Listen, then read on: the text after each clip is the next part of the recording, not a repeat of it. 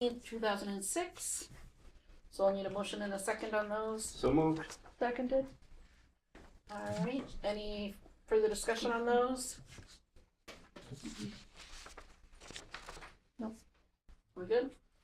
Okay, so not seeing any, all in favor? Aye. Okay, we have some warrants we need to record, so I need a motion and a second.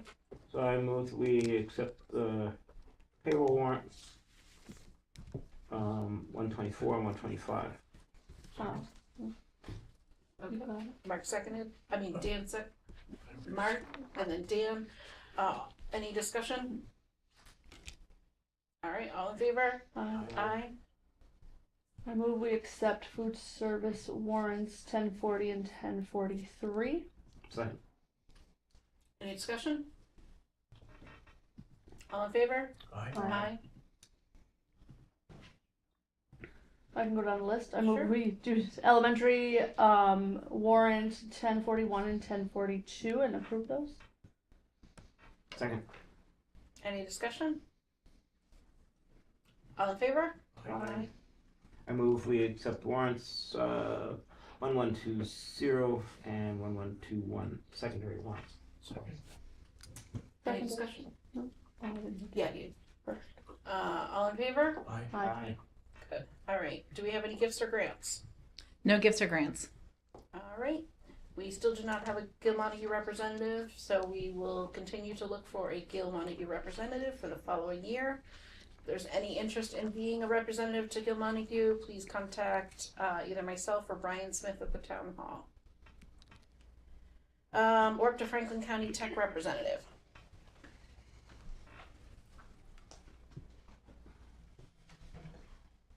Good evening. I have some short news. The Franklin County Tech School had 147 graduates at their graduation. We have hired our new superintendent. It's Ryan Reggie. He was the principal at Pathfinder, and he will start on July 1st. We signed a 3-year contract with the business manager. She was hired last year on a probationary contract, and now we've signed a 3-year. On September 19th, it is the 50th anniversary. It's called the 50th open house, and it'll be a community day. Don't have much else to go on other than the date, and they're going to be doing things for the 50 years that the tech school has been opened. And the final thing is the vote for the new school is October 6th, and polling hours will be from noon to 8 p.m. It's an 8-hour span. If you're interested, there's been plenty of public participation over at GCC, and they film those. You just click on the link on the Franklin County Tech website for the new school, and there's frequently asked questions and a bunch of materials there. Do you have any questions for me? And where is everyone voting for that? Everybody's voting in their individual town, so all 19 towns will vote on the same day at the same time. But so people in Erving would go We'll to go to the town hall. Yep. Okay, so Yep. where from we noon typically to go. 8 p.m. Yep. Okay. And I believe that you can do absentee ballots, and there might be some early voting. They have to follow whatever the current voting laws are. So Could I ask, what again was at GCC? There's a There- website. there were, I want to say, 4 informational sessions about the new school, the conceptual design, the numbers, the impact on each community, the architects and the OPM, they were there to answer any questions along with the various school administrations and school committee members. The last one was filmed, and that I know is available on the website. On which website? On the Franklin County Tech School website, it should be under the tab, new school, I think. I haven't Okay. actually looked at it yet, but that's what we were told.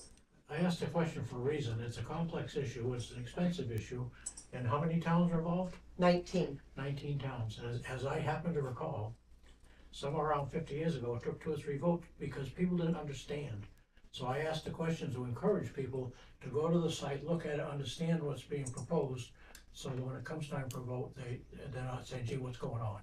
So on the website, there is the cost analysis if we don't have the option of not doing anything. The building is aging. It's actually, we've had a couple of close calls where the main power equipment has failed. And luckily, we've had the foresight to have rebuilds on hand. However, that's not gonna continue because the equipment is 50 years old. To replace that particular one, the main unit it would start like at $140,000. It's just not feasible to just, it's not a take out and put in new upgraded equipment. It's not that easy. So so when you go through the whole process with the Massachusetts Building Association, you have to do a feasibility study and everything. And they recommended, rather than do a renovation, they recommended a brand new building. And that's what we're moving forward to. We've been through various options. We've been working on it for well over a year, probably a year and a half now. And we're at the point where the vote is. It is a simple majority vote. It's not a majority of towns, it's just the raw vote. So it's conceivable it could win by one or lose by one, hopefully, I'm hoping win. And yeah, so. I just want to be clear that it's not our position here, our job to advocate for or against. I'm just advocating that people be informed. Right. And this is the way they can be informed, they can vote however they choose to vote. Right, they can certainly That's a vote good however idea. they want, Yeah. but all the information is there on the website. Thank you for putting that out. That's great. All right. Other question? We're good. All right, see All you right. in September. Thank Thank you. you. Have a good summer. Do we have a Collaborative for Educational Services update? So not really. We have a meeting on the 24th. So Okay. we haven't met since last month since we all talked, and yeah, Okay. nothing really updated. All right then. Moving on.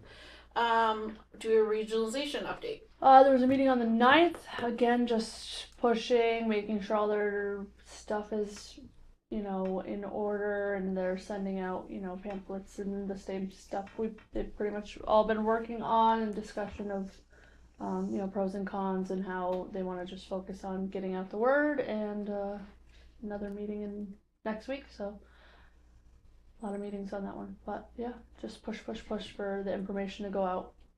Okay. And I do want to point out, there isn't really a spot here on our agenda, but it has to do somewhat with the regionalization committee, is that we are ourselves forming that subcommittee. We spoke about it last meeting to look at our secondary agreement with Gilmontagu, but also any other options there might be for secondary education. And so if people have an interest in that, we really would, we would like to have several different stakeholders involved in that subcommittee. So please reach out to either Beth or myself, and so we can get the subcommittee started and get a, information starting to get looked at. It's a lot. It's a big subject matter, but it's important, and it's something that we really need to be looking at and will be looking at more often in the future as we kind of decide where we want to be going in the future with our secondary students. So if anybody knows anybody who'd like to be on that committee, please reach out. Could I make a comment before you move to Sure. the next one? Just for the 1,000 people watching, we're not dissatisfied with anything, we're not trying to go anywhere else. It's just good business practice after decades Mhm. to look at what the options might be and look at what you're getting for your money now for the taxpayers and for the students. So it's not, some people get all upset, oh, you're gonna do this, we don't have a plan to do anything other than look at where are we, where might we be, and then what do people wanna do, Mhm. I think. Absolutely. Okay. And we can't make a plan without looking, right? So, That's so right. this is our first step, Right. regardless of what we want to do. This needs to be our first step. Okay, so at this point, I want to veer from our agenda slightly. I want to move an agenda item up. We have a representative from Solex Energy. Am I saying that right? Can he hear? Does he have a way of hearing us? He should be able to hear us. Yes. Can you hear me, Guessing he can. Andreas? Beth, do you want to just in your camera kind of wave to him and see if he can get his attention? Can you? All right. So hopefully, you keep trying on that and on. Do you mean to unmute and check with mine? Because it's just right off my computer instead of through the. Yep. Because I'm also unmuted. Hold on. There, I'm muted now. Okay. Hi, can you hear us? Yep, there's an echo though. Okay. I think it's got to come through mine. Okay. Do you want to sit over there? All right. Are you? I think we are set to have you present now. Yeah, no, cannot he hear. can't hear from my. Is there a microphone off the board or wherever it's going through?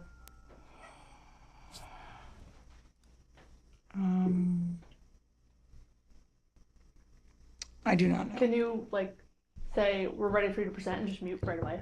Then you don't have the reverb bouncing.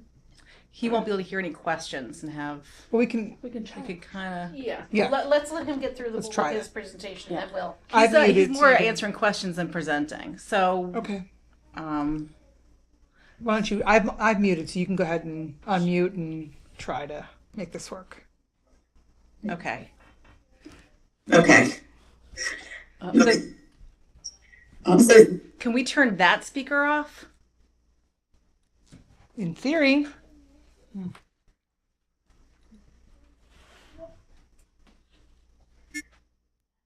Is it the volume button on the bottom? Just Where? lit up, the red lights.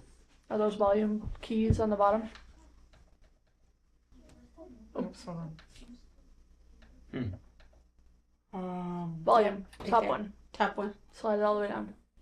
We won't be able to hear him then. I'll Oh. hear him through here. Hers probably. I think. Oh, can we hear him through yours though? I think so. Okay, let's give it a try. Sorry, we're still trying to figure out the sound. Are you able to hear me? I can hear you. Okay, there's no more echo. Yeah, we turned off the. Yeah, we've got boards and laptops, and we're just trying to manage it.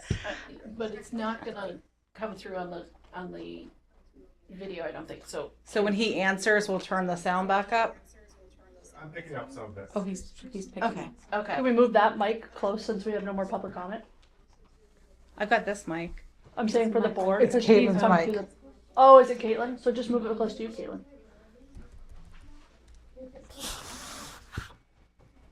All right. So I think back in March, I brought the Select Energy information to you about an option to go if the MSBA project goes through and we have a new roof, the option for looking at solar. I'm kind of coming you to again to see if we can sign the letter of intent. And if we've had, if we're able to make a vote tonight, or what the timeline would be to decide whether to do the purchase agreement or to buy it, the solar. So he's here to answer some of your questions, because otherwise I'm the middle person that doesn't really have the technical knowledge.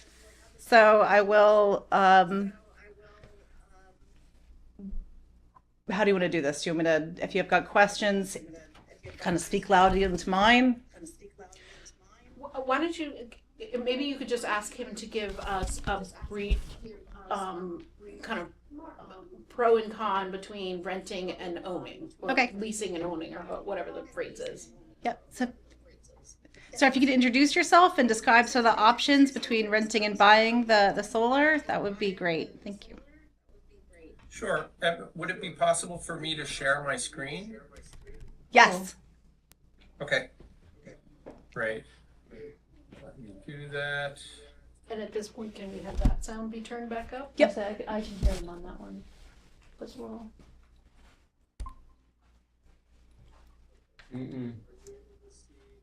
System design on the roof.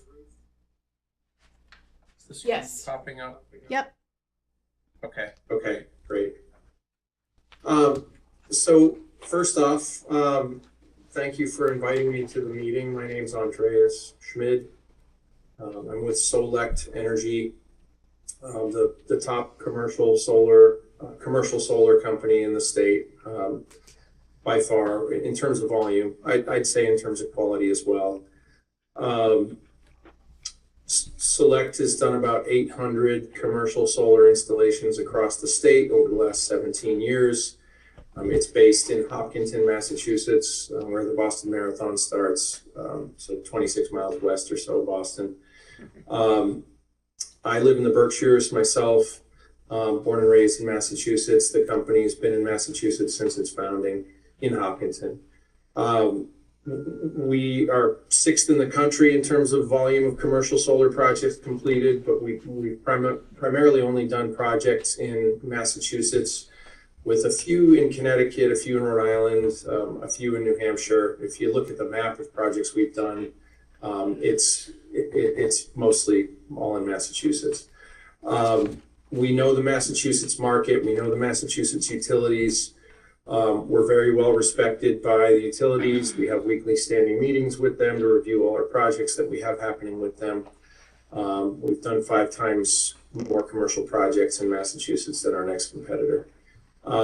We've done many projects for the state, and about 200 projects for municipalities and school districts and universities that are members of Power Options.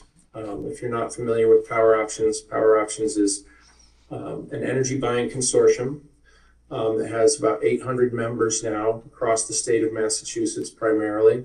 It's based in Boston. It's a nonprofit serving non-tax-paying entities like state entities, municipalities, schools, school districts, and a few nonprofits thrown in there.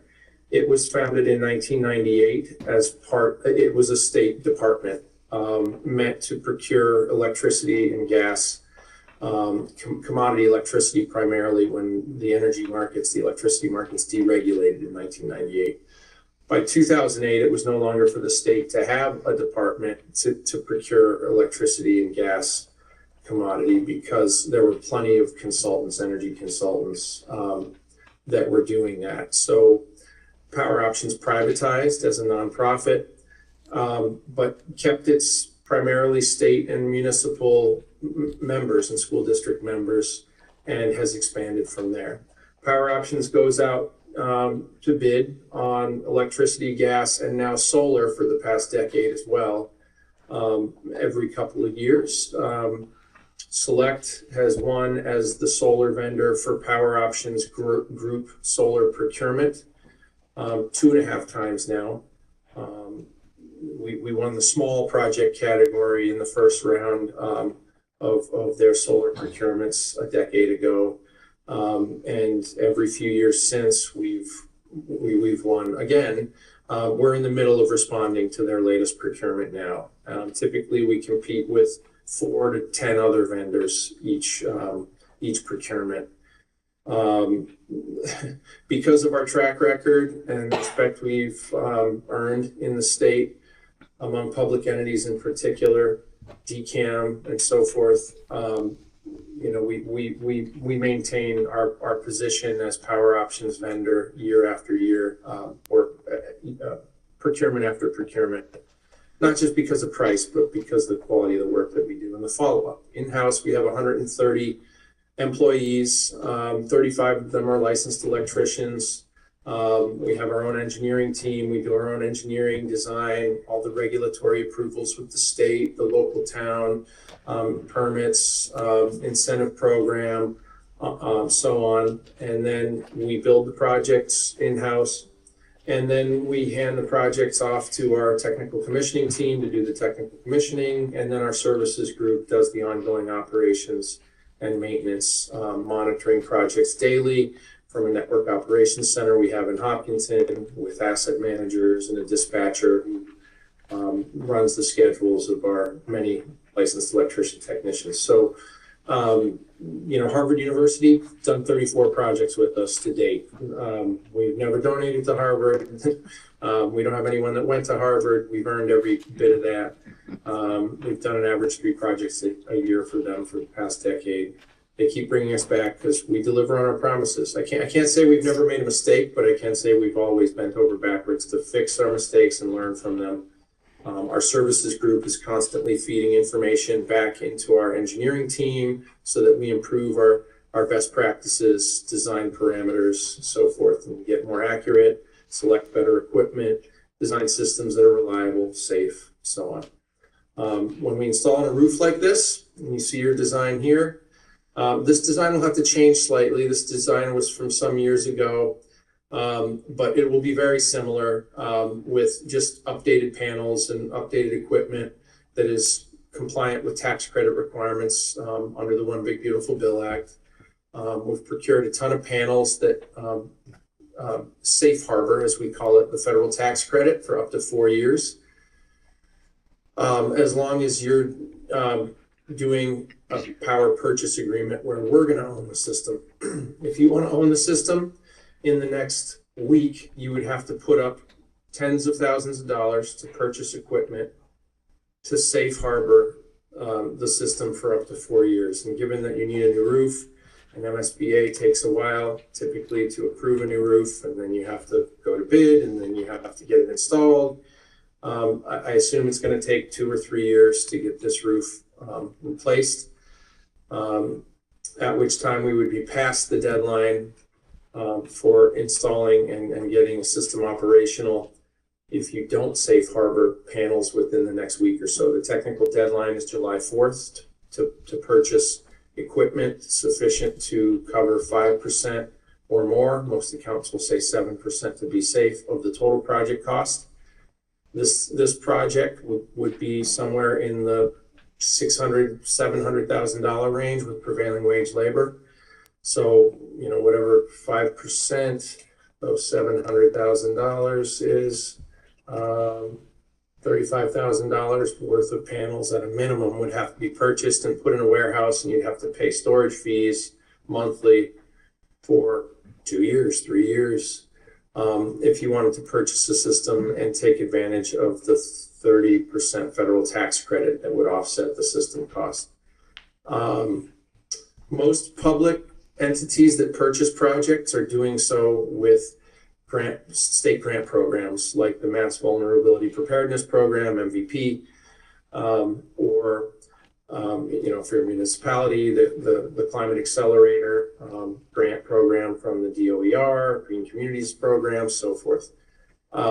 Maybe Green School Works, although Green School Works funding has been doled out already, and I don't know when the next solicitation is going to be. It should be re-upped again next year. Select helped create that program to get new roofs primarily for schools that wanted to do solar, but they changed the program and primarily are focusing on decarbonization.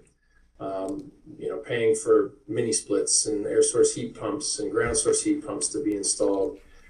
The problem with that is that it raises your electricity consumption at a time when electric rates are going up at a faster and faster pace.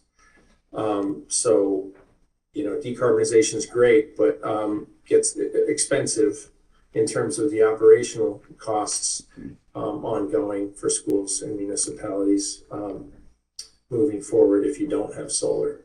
So doing solar first makes a lot of sense. With that said, any questions thus far?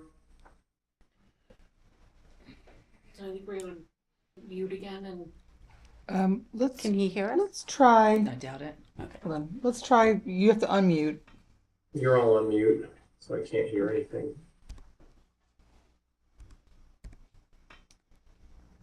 Oops. And see what happens before we. I think you're gonna have to turn that down. Yeah, probably. okay, so can you hear? Tell him 1 minute. Tell him 1 minute. Okay. We're all set. Can you hear us? Can you hear me now? Okay, so I hear you talking about the short time span for if we wanted to purchase the panels ourselves, and so clearly you're advocating for a lease program or renting program. What is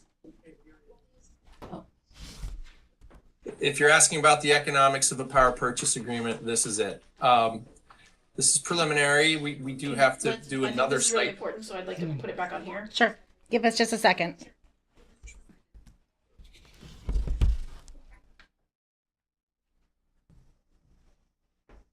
So I can walk you through this when you're ready.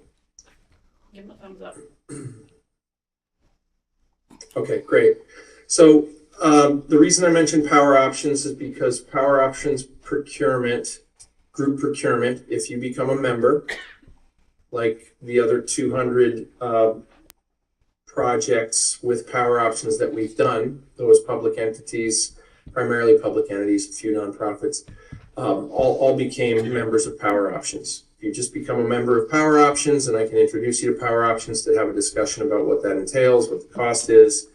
You don't have to run your own RFP. It's already been done.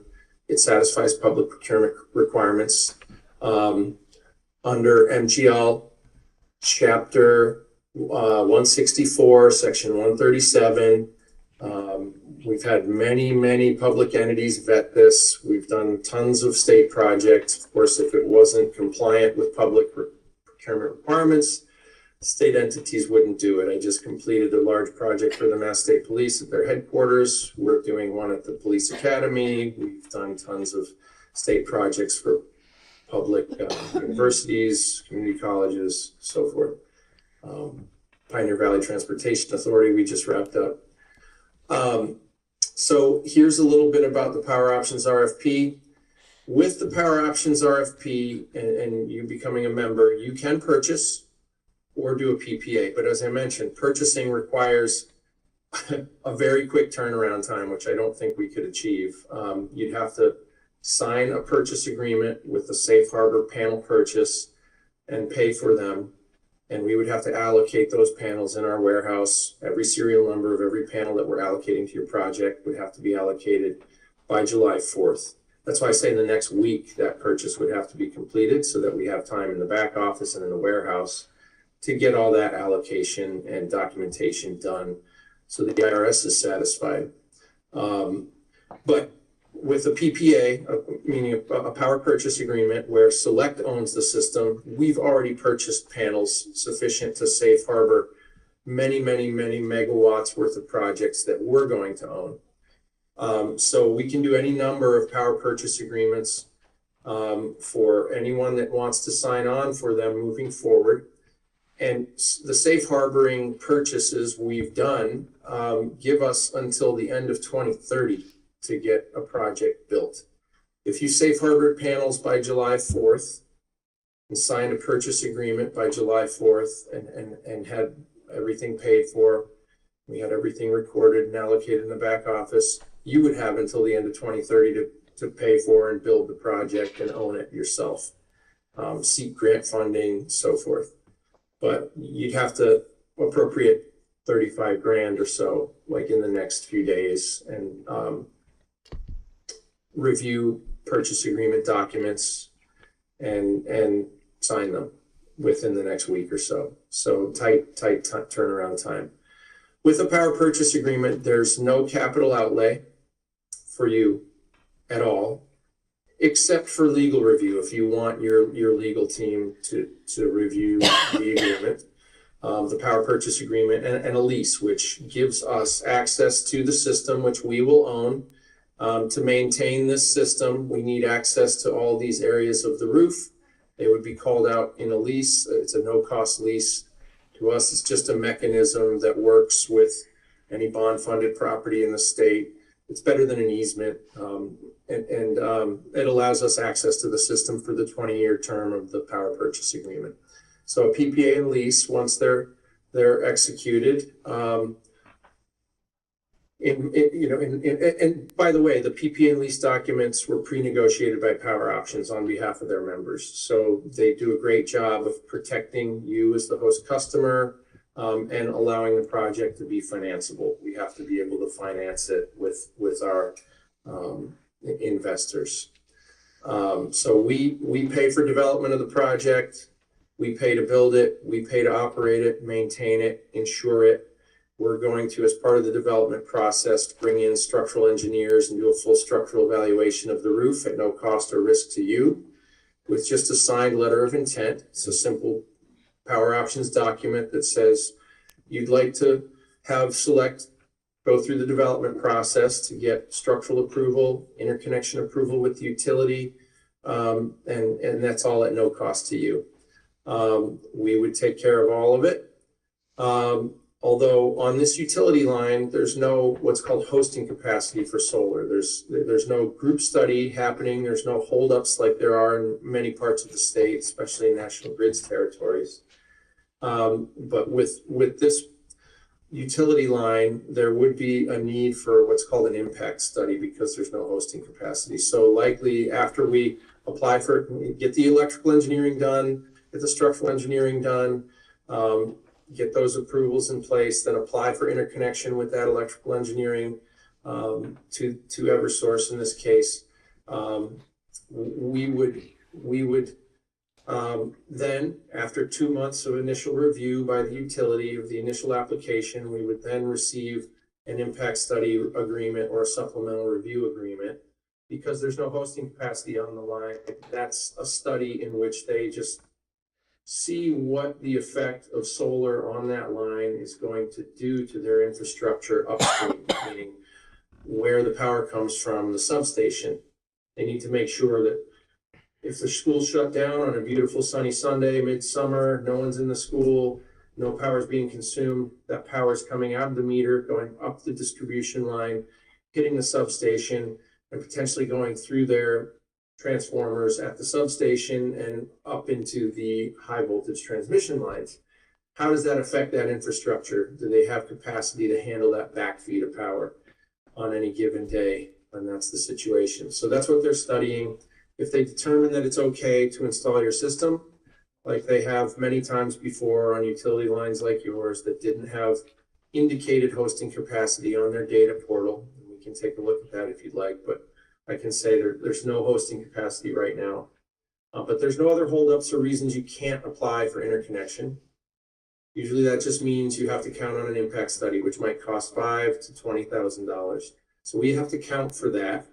We would want power purchase agreement documents and lease documents signed before Select pays that extra cost, which would come 2 to 3 months after we sign the letter of intent and submit the interconnection application. But we would do the structural evaluation, the electrical engineering, apply for interconnection, and then we'd wait. And when we get that study, in the meantime, between when we apply for interconnection after we sign the letter of intent, we would then need to negotiate and execute the power purchase and lease documents. If you have legal review, it's going to cost you to have legal review done. I don't know if you work with Dupere Law or Donna McNichol or KP Law. We know them all. And we generally have templates with all of them that they agree to. But the Power Options template is a good one to start. So in any case, once all the dust settles on all this, we would come up with your final power purchase agreement rate. But this is a preliminary model. I've taken your bill and analyzed it. You're currently paying about 17.6 cents per kilowatt hour.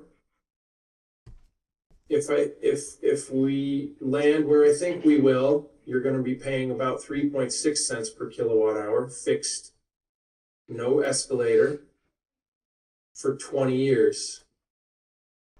So that means you're immediately saving 14 cents a kilowatt hour off your 17.6. I don't know, what's that math? 14 cents over 17.6 is a 79, call it 80% savings right off the bat. As utility rates go up at 3% a year, which is what we're assuming here, you're going to save $35,000, rising up to around $61,000 in the 20th year of the power purchase agreement, which saves you almost $1 million, $950,000 over 20 years. At essentially no cost to you, maybe a little legal review cost. We take care of everything else. Most municipalities, school districts, state entities do power purchase agreements. Very few purchase, because when you purchase, not only do you have to come up with the cash, you also have to monitor the system and maintain it. We will do that for you if you want us to. We have service agreements for customers that buy their systems. We're happy to do whatever you want to do. Purchase a system, do a power purchase agreement. We're agnostic in terms of financing of a system. But ultimately, most public entities don't want to have to come up with the capital, and they'd like us to be on the hook for operating and maintaining the system and ensuring it and making sure that it's operating for 20 years. With power options, we have a production guarantee. So we guarantee that you're going to get what we promised or represent in terms of production. Here's the solar production that you get from this size system for 20 years. Here's how much your grid delivered electricity costs would go up over 20 years. We would be overproducing a little bit with this system because this system will produce 89% of your annual consumption. That means we have to overproduce some months in the summer primarily.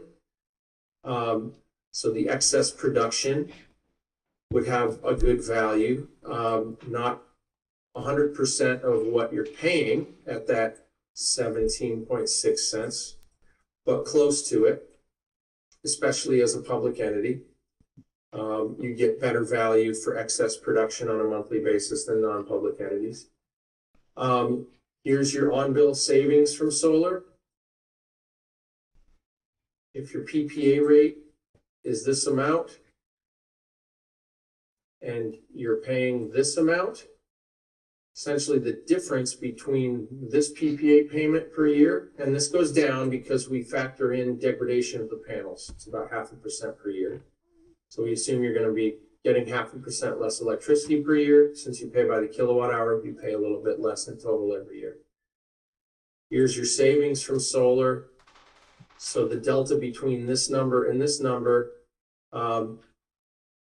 between this number, the electric savings, and this number is your net savings. Whoops. There it is. So, ultimately that yields, if you have utility inflation of 3% a year, you get $950,000 in savings over 20 years. What happens at the end of 20 years? We take the system off the roof at no cost to you. Or there's two other options. You can extend by mutual agreement with a mutually negotiated power purchase agreement for a year at a time. So we negotiate a new power purchase agreement rate. If you like it, then we extend, and we like it, you like it, then you extend for 1 year at that rate. 1 year at a time, we can extend. This system has panels that are warranted for 30 years. The inverters will be replaced sometime around year 15. That's generally when they wear out and need to be replaced. They have a 12-year warranty. Ultimately, with the inverter replacement around year 15, we could go to 30 years with this system. The third option is that you buy it at fair market value, or you could buy it out at any time during the life of the system. We typically don't want to sell it until after year 6, because if we sell it in the first 5 years, there's a clawback of the federal tax credit. And we don't want to have to deal with the clawback of the tax credit we've received for the system to help, offset the system cost and allow us to offer you this PPA rate or whatever PPA rate we land on. So with that said, usually in our power purchase agreement, we show an early buyout in year 7, 10, and 15. Then in year 20, for tax reasons, we can't give you a price, but it's fair market value as determined by an appraiser. And if you like it, you can purchase it, and then the electricity is free from the system. And maybe we operate and maintain it under a service agreement if you'd like. After that, we monitor it. We do annual preventive maintenance and inspections for you if you own it, just like we would if we owned it. This does use prevailing wage labor because you're a public entity. For years, this was debated and it was a little bit of a gray area, and a lot of public projects that were third party owned, meaning we owned it, like we would in this case. The public entities that we did the projects for determined with their council that they didn't need prevailing wage labor because they weren't buying it. They weren't paying for it. They were just buying the electricity. So we did a lot of projects in the past for public entities, for PPAs that were not using prevailing wage labor. But the Department of Labor just made a pretty definitive ruling for the city of Northampton for a couple of projects that we are working on for them right now. And they said, for a PPA, you have to still use prevailing wage labor. And that now is statewide. So we're using prevailing wage labor here. That's included in that PPA rate. Your project would not have to pay personal property tax to the town because there's an exemption as long as we're not producing more than 125% of the building's consumption. And here we're at 89%.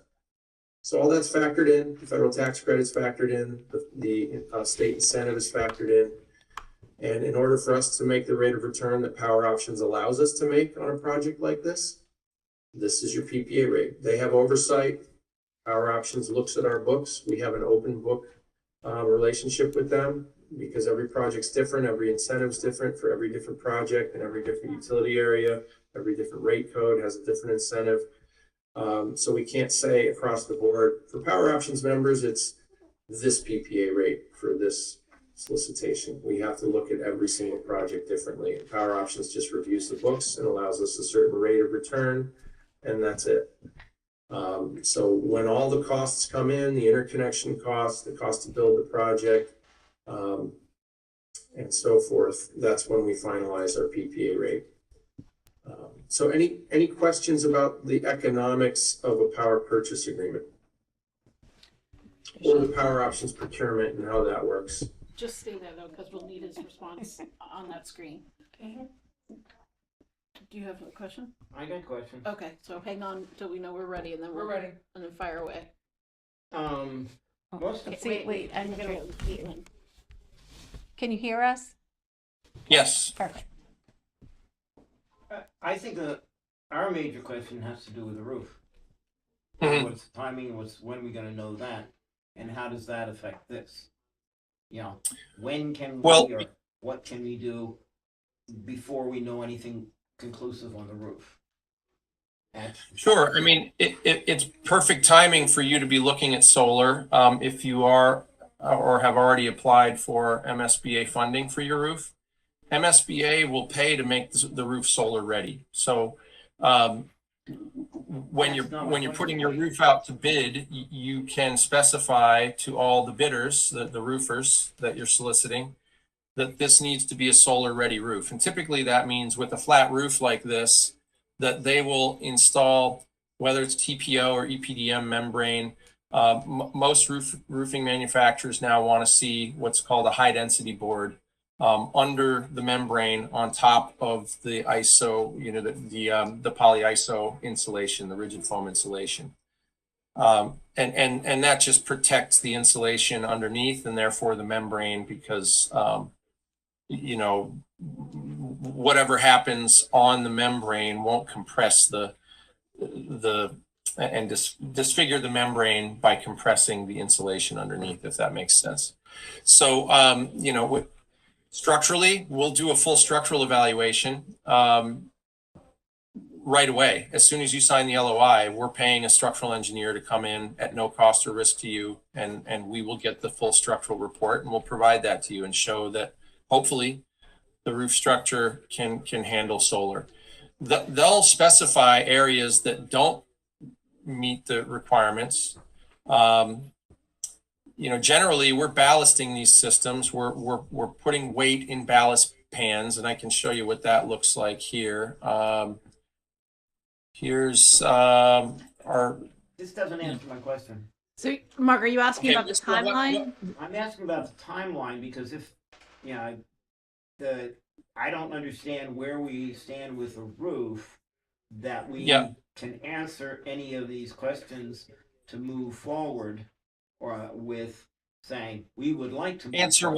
Answer what question, sir? I'm not getting your question. You asked about the roof and what we do with the roof, No, I'm asking and about I you thought to what. know Okay. if we're getting. I think if I'm understanding what he had said at the beginning, we have for the program that's running right now, there's a 4-year window. So we need to have our roof built within the next 4 years in order for them to receive their tax Well, credit. yeah, earlier than 4 years. Yeah, in order for us to get the tax credit and to offer you the best possible PPA rate, we need to have the system operational in the next 4 years. That means your roof needs to be installed. Let's say it needs to be operational by the end of 2030. So let's say you install a new roof in the summer of 2029. That gives us plenty of time to get a system operational by the end of 2030. That's a year and a half, let's say. So If I you think- install your roof in the summer of 2030, then that puts us in a really tough position. It wouldn't be impossible, but it will be a tight timeline to build the project after the roof is installed. And We so I need think about what you're 6 to asking 8 is- months. is that a reasonable timeline for our roof to be built in? Will it be built in that amount of time? Will the roof be built in a timeline that will fit, your timelines for moving on solar? And Mhm. I don't know at this point. I don't have the feeling that I know that the roof's going to be put in place. Mm-hmm. So what happens if the MSBA, we don't go through, we don't get the funding to go through the MSBA, and then it takes us longer to go through capital planning for the town? What would happen with the letter of intent with your company? Our company loses a bunch of money and you guys say goodbye and we go away. Frankly, I mean, What our obligation do agreement we with Power have? Options is that we take all the risk, right? We try to mitigate that risk as much as we can by selecting projects that look like they're going to get done. That's my job, right? I've been at this for 17 years in Massachusetts. I've developed a lot of commercial solar projects, a lot for schools. It's my job to qualify projects and get us and our teams working on projects that look like they're going to work. I think your project will work as long as MSBA approves funding in the next 3 years. So is there something that is in our agreement that holds us harmless if the construction is not done in the timeline that we need it to be done in? Yeah, well, you have your attorney look at it. There's no teeth in it, right? There's no reimbursement for us if you don't move forward with the project. It just says we'd like select. Here's the letter of intent right here. I sent it over, and I don't know if you read it, but it just says, you'd like to have Select do the development work, and if we do the development work and it looks good, then you will negotiate in good faith documents, the power purchase agreement document, the lease document, and we'll try to negotiate and sign an agreement. But it doesn't say that you owe us anything if you don't. It doesn't say you're a bad person if you don't. It doesn't. Right. That's the letter of intent, right? And then we negotiate with you. But the problem is in that during that negotiation phase, we can negotiate with you in the best, with best intent. But if our building project isn't done in time, I think is what Mark is trying to get at, we cannot move forward with this project. So pass the letter of intent. Well, I mean, you could to be done. As well as you could still move forward with it. The economics will just be different. Or maybe they won't be, because maybe Congress will bring back the federal tax credit in the next 4 years. I mean, we don't know. I've heard the word on the street, and Select parent company, by the way, Pattern Energy Group, has 800 employees. Just literally today celebrated completion of their largest project, which happens to be the largest renewable energy project in U.S. history. It's an $11 billion project in Arizona and New Mexico. Pattern Energy Group are essentially the owner of our company and the owner of Pattern Energy Group is the Canadian Pension Plan, which is $700 billion fund, the largest pension plan in the world, very socially and environmentally conscious, which is why they bought us, to bring them real assets that bring them a regular return for socially and environmentally responsible investment.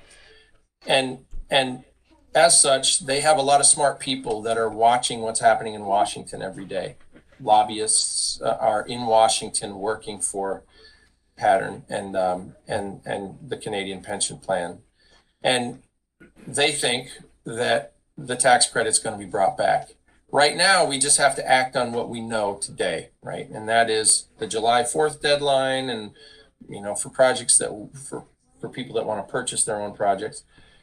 For us, we've purchased that equipment prior to the July 4th deadline, and we've safe harbored equipment. So we have 4 years. We know that.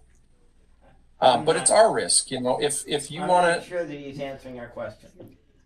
And, the reality is we're not going to buy a system. As far as I'm concerned, not knowing where the roof stands, not knowing where a number of other issues stand, I can understand. We're not going to buying a system is sort of out,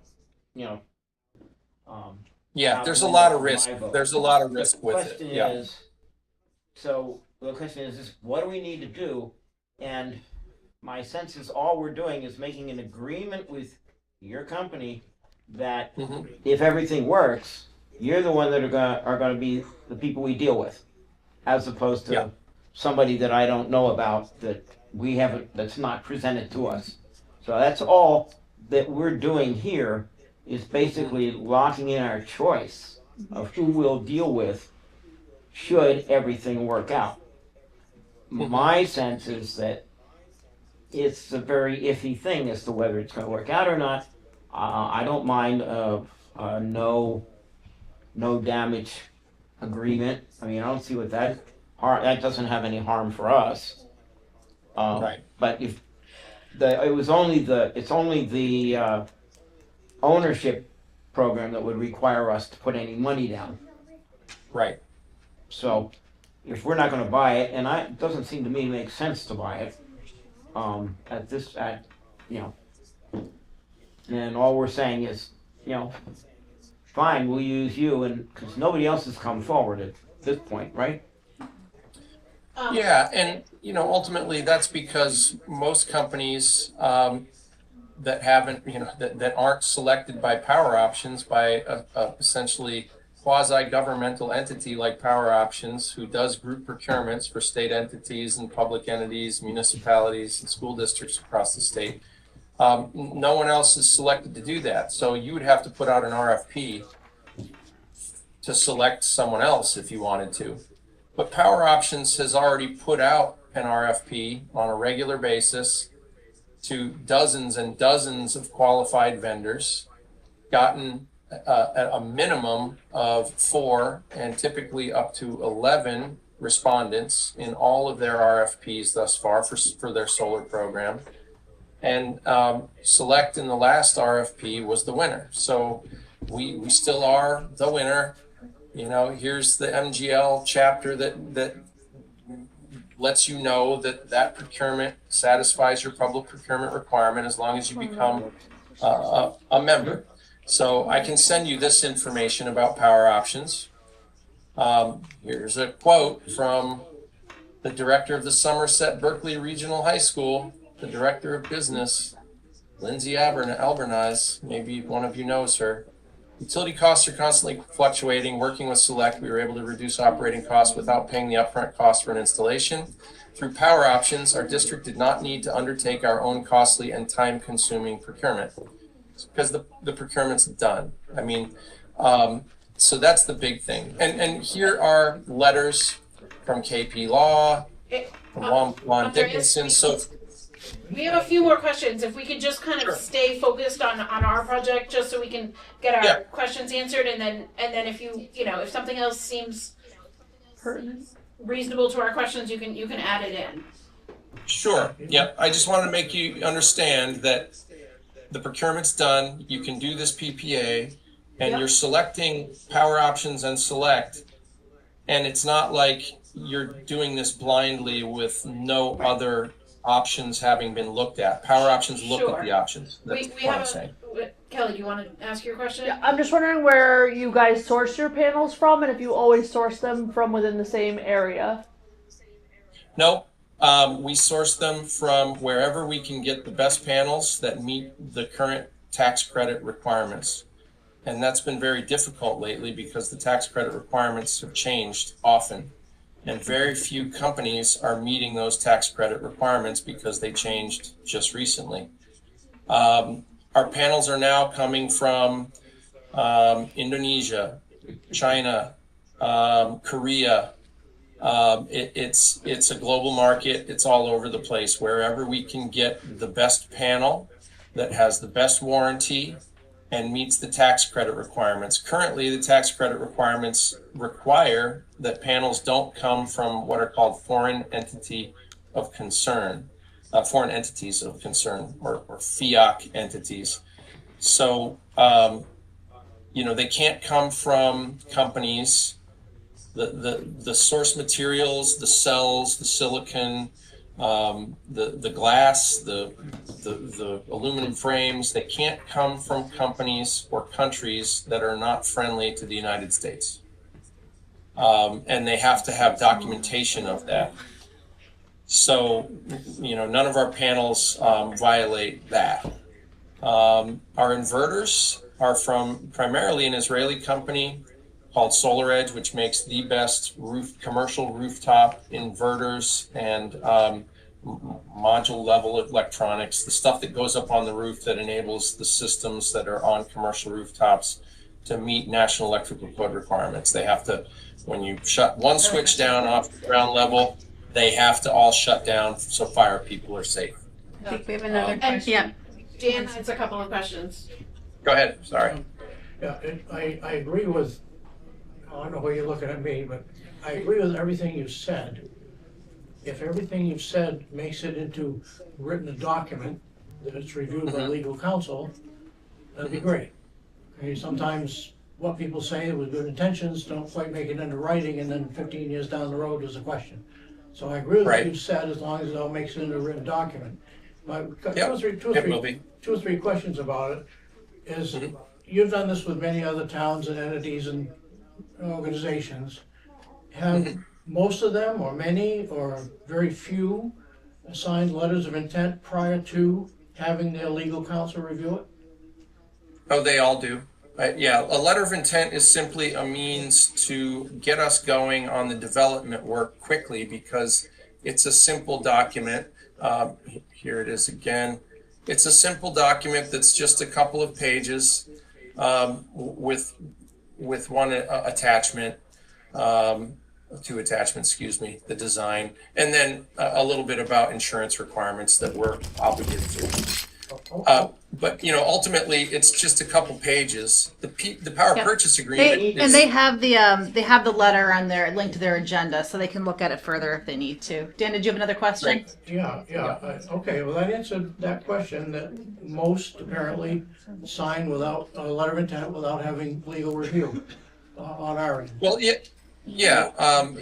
most don't do legal review on the letter of intent. They do legal review most of the time on the PPA and the lease. Okay. Thank you. Two other things you were talking about.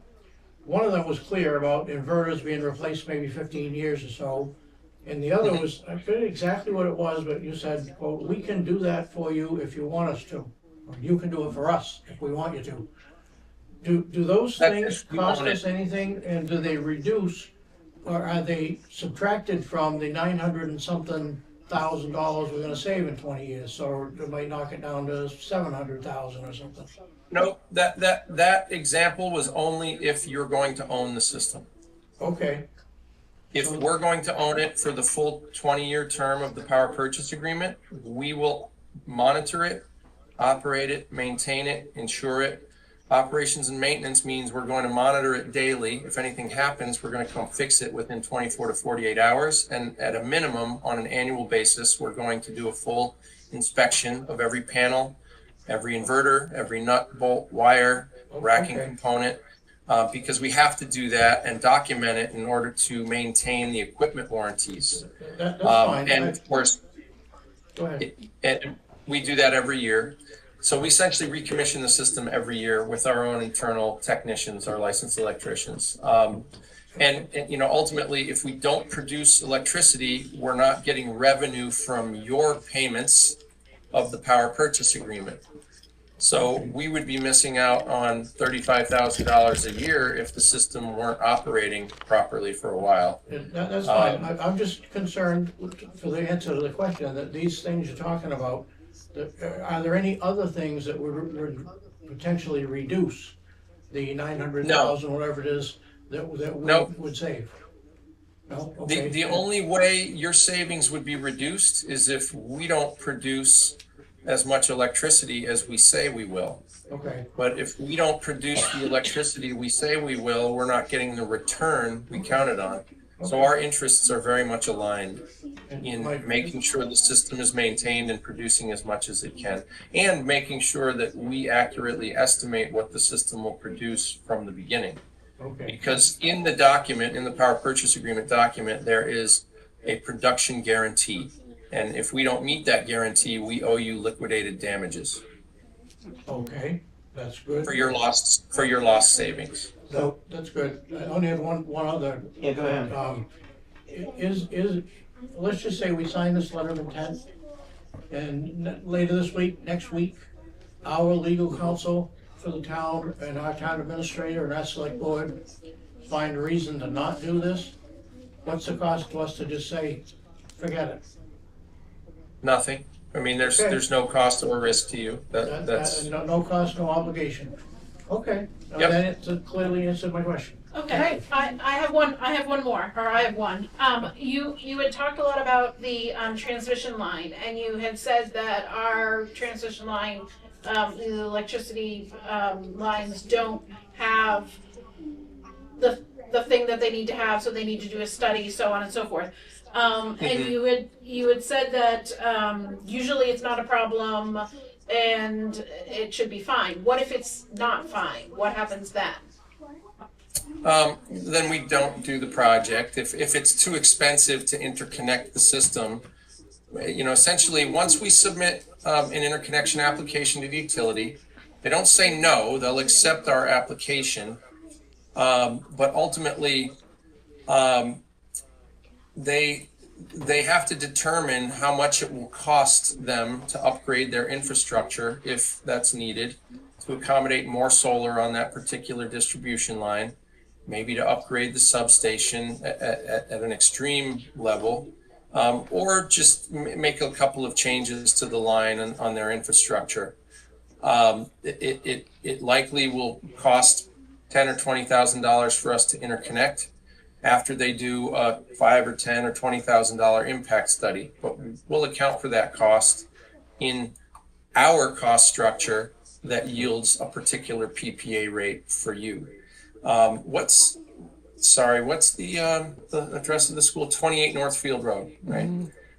So let's pull up in the Eversource data portal.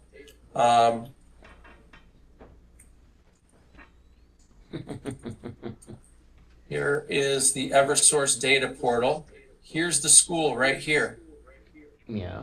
You click on it, and it shows you that there is no hosting capacity on this line for solar right now. But it also shows you, not to get too far into the weeds, but there are no holds on this line right now, as far as we know, as of April 16th, when they updated this information in their data portal. There's no affected system operator. That's what ASO stands for. ASO study at level 1. At level 3, there's none. And there's none in the queue. So that indicates to me that there will be no holdup getting an approval. But because there's no hosting capacity, we will have to go through an impact study, which allows them to study in detail what the impact on the utility line of this size installation at your location will be on their infrastructure. They have to do that study because utility lines are dumb. They don't have smart meters rolled out all across the state yet. They can't really tell what infrastructure they have unless they really take a hard look at it. So this pays them to do that detailed study and determine if there in fact might be some additional capacity on the line. And oftentimes there is, most of the time. Okay. So, Did you have another question? well, I have a comment, and that is that there is a substation straight up the hill that has capacity on it for connection. Somebody else is looking at connecting to that, so I don't know whether that's going to preempt this. Depending, they're probably 3 years out from building anything. And then there's a different substation down the road, and I don't know how that fits into the system because I haven't heard anybody talk about connecting to it. But there is a large solar field right in that area. So, Okay. and there's Yeah, I another mean, solar this field. data portal information as of April 16th takes all of that into account. So they haven't put a hold on the line because what's called a group study hold is initiated if they get a whole bunch of applications that vastly overwhelm the capacity on that line, where they can say definitively, oh, there's no way we can accommodate all these applications that have been submitted for interconnecting on that line. Usually they're a bunch of big solar farms, as you mentioned, big, 20, 30, 40 acre solar farms that take up all the interconnection capacity. And at that point, when they get enough applications in, they say, okay, everybody's on hold. We're going to do a group study. And that can take years. That happened with my Mass State Police Academy project in New Braintree. We've been waiting 6 years for a group study to be completed to get an interconnection approval. They're finally doing the group study, and it looks like we're going to get that approval in the next year or so. But it's not going to happen here because this is a small project under 200 kilowatts AC, and it's behind the meter. And it's likely, therefore, that they would exempt it from any group study if that became an issue. But it's not an issue now. Okay. All right, thank you. All right, Thank thank you. you. Does anybody else have any other questions? Okay, so we had moved you up on the agenda, and so we have some other agenda items, and I think that would allow us a little bit of time to kind of think about it before before it comes up on our agenda to do any further discussion and possible vote on it. So but we don't want you to have to hang out here. So what I'm wondering is if there's a way that we could contact you by email if we came upon another question when we finally loop back around to this on the agenda. Is that possible so that you're not, attached to your screen waiting on us? Of course. Yeah, absolutely. Thank you for that. Beth and Caitlin have my information. We've been communicating regularly about this. They can send me any questions that you have, and I'll answer them by email. And I can also send some of these documents I reviewed with you. If you'd like to have the power options information, you'd like to have the PPA savings summary that I went through, those things I can send over. All right, thank you. Okay, that would be wonderful. Thank you so much for your time and you all so of much. the information that you shared. Okay. Thanks a lot. Have a good night. You Have too. a good night. Bye. All right, so as I mentioned, we're gonna keep on moving with our agenda, and, this does come up again towards the end, so if you think of something in that time, we can revisit it. Just so we get the letter of intent here. It should be. It was attached to something. I know It's it's attached to the agenda, I think, and it's attached to my director's report. I can print one out though if we need to. we can get to it. Okay. Okay, so we're gonna go back into our agenda, number 10, superintendent's report. Yes, I'm going to say, it's late. Do you have any questions? One thing I did want to just point out a couple of things. A big shout out to, we had an event here last Sunday, sponsored by the Children's Network with Gillian. I know it's changing its name. It was so well attended, and we had a lot of community partners from Erving who took part, and from the greater community also, but Erving Police were there, Erving Fire, we had Northfield Ambulance. It was so well attended. We had over 100 families attend. That's, Yay. you know, we had all these bags that you got one per family, and we only had a few left. So it was a great event that happened here. It was a very busy Sunday, and we were fortunate to have all of the principals here, and it was great event. So I wanted to give a shout out because there were a lot of community partners here. Everything else really you can read. There's not a whole. I'm going to try to save you some time because Mark's giving me a conflict. But I didn't say it's you know, it's the end of the year. We're still waiting. You know, the budget is legislatively, the budget is still in negotiations between where they're going to settle between the House, the Senate, and the governor, who are all in different places. So it's, you know, the quiet before the storm right now, but it's great. And I wanted to make sure we had that shout out because it was a great event here. Good. And we will be relocating. The superintendents and student support services will be moving in July 1. Forced family fun for Beth. Just a quick, Yes. we all have links to the notices regarding the budget. Mhm. So it is up to us to modify them, submit them, send them in, however, to whomever. They're all, there's lots of information that both come from MSDA, and I also think of one of the other superintendents from further south. I'm not sure who it was, sent stuff out. You don't know what about it? Okay, that's wonderful. I do. I remember seeing something about that. Oh, and Jill Comerford sent it out on her Yes. stuff Yeah. too. Jo keeps everyone very well updated. Yep. She is a great representative for this area. Support the budget. All right. It helps us. Thank you. I know the event on Sunday was I heard about it, so that's always a good thing when I hear positive things. Yeah, it was a lot of fun. All right, so we're gonna move on. If any questions for Shanna? Okay, move on to the director of finance and operations. Sure. So we are running on fumes.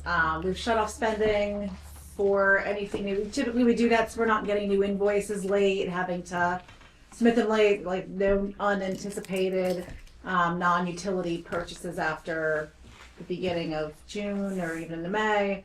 But this year we really had to do no additional spending a few weeks ago, and if you look at the bottom of what's remaining, right now it's $1,740.64. What I don't think it's going to stay that. What I anticipate having to do is, because I'm using the minimum that I have to use of circuit breaker right now, what would have been expired after 2 years, turned back.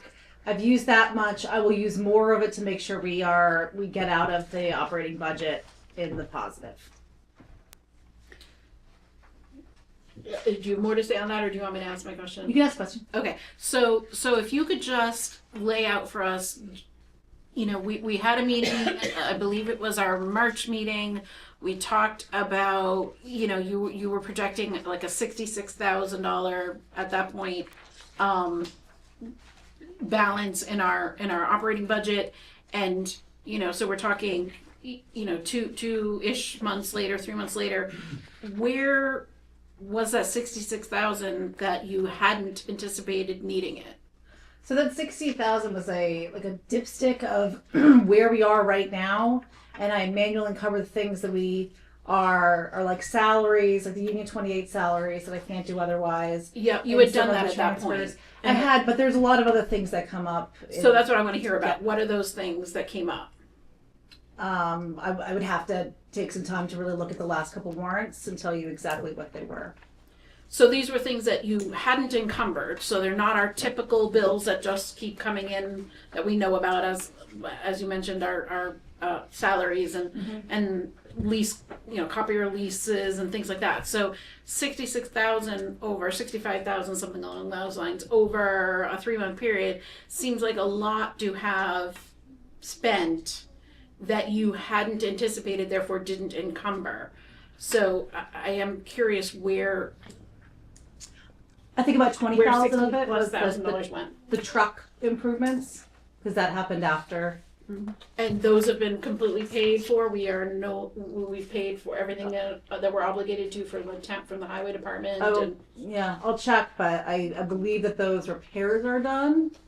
We have not purchased a plow yet, and I don't think we have the money to do it this year. well, the repairs didn't come to 20,000. So I think they The were. repairs were pretty extensive. That was part of the proposal that Glenn had. I don't recall the expenses, the repairs being 20,000. That included the plow. My recollection was in our discussion about that. But go ahead, keep going while we investigate that a little bit. So equipment maintenance. Yeah, I mean, I'll have to do some digging to see exactly how much it was, but they were the truck repairs. There was one for 3,300, 8,961, 7,928. The They were pretty 8,900 was supposed to be the plow. So the repair was supposed to be 54, worst case. The cab guard was supposed to be 32. The labor on that was 15, and the V plow was supposed to be 88.60. Yep. So I can see if that was part of the. But the plow total did purchase. come to $19,341. But that included the plow. That included the V plow. Yeah. So what happened if we have not bought the plow? If we're still obligated to purchase a plow, which in fairness we agreed to, I have no issue with that. I'm just curious where the money went. The money for the plow. Mm-hmm. I'll look into it. I mean, it's there. If you give me 5 minutes, I can see if that's what went towards the plow or what that expense was. Or I can get back to you with that information. No, I mean, if you can do it right now, I'd rather it be done now, so we all can hear it at the same time. And then again, that's still $40,000 out there somewhere of things that again you hadn't encumbered. What were they? We have a lot of things. Like again, it's not. If you look back through the tabs, it's none of those tabs are here's where we expect to end the year. It is we do our best to be able to show the direction we're heading, but it's not supposed to be the end of the year amount. I can give you a better breakdown of what's been spent in the last couple warrants since that meeting. Mm-hmm. But I'll have to get back to you with that. Okay. Yes, because again, what else are we spending 40,000 on that we hadn't planned on or hadn't encumbered? So that's what I'm asking. Yes. All right, I'll get back to you with that. And then next is the revolving funds. There's a spreadsheet in there that I'm going to start providing at least yearly. I'll probably kind of keep it going through the course of the year. And it'll be available. But so our food service account is the one that took the biggest hit this year. We had decreased enrollment at the beginning of the year. So decreased reimbursements from the state. We had increase in salaries, big increase in food and supplies. So we went from $30,550.77 coming to the year, and right now we have a projected end of negative $9,445.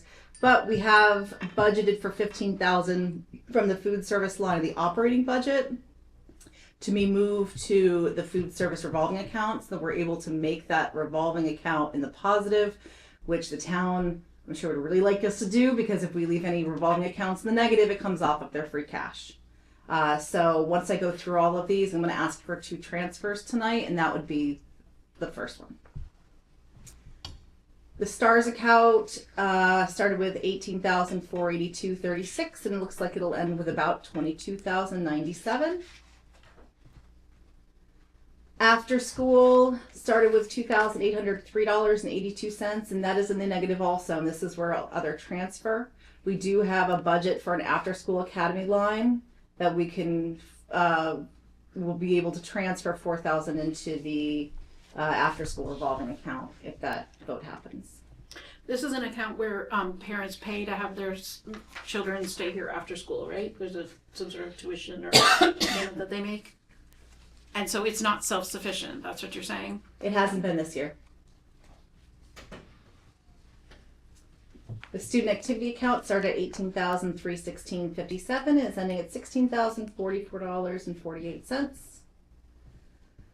School choice, this is our first year. We started receiving some revenues in January and we're ending the year with $39,998. I am very happy to have school choice, to accept students from other schools, and I really like having a revolving account that we can use for one-time purchases and if you choose to offset the operating budget. Early childhood started with $542.36, end the year with $2,079.44. And circuit breaker, we started with $174.31. We're ending with about $147.44. That'll go down a little bit because I'll probably use some more to cover the operating budget. Any questions about those before I get to the, yeah. I'm trying to configure what you're reading off with what we have for printouts. Right, so I'm just trying to follow along. And yes, so I use that printout and turn it into an Excel document. Okay. And then I create an extra column that allows me to manually encumber what the system's not able to.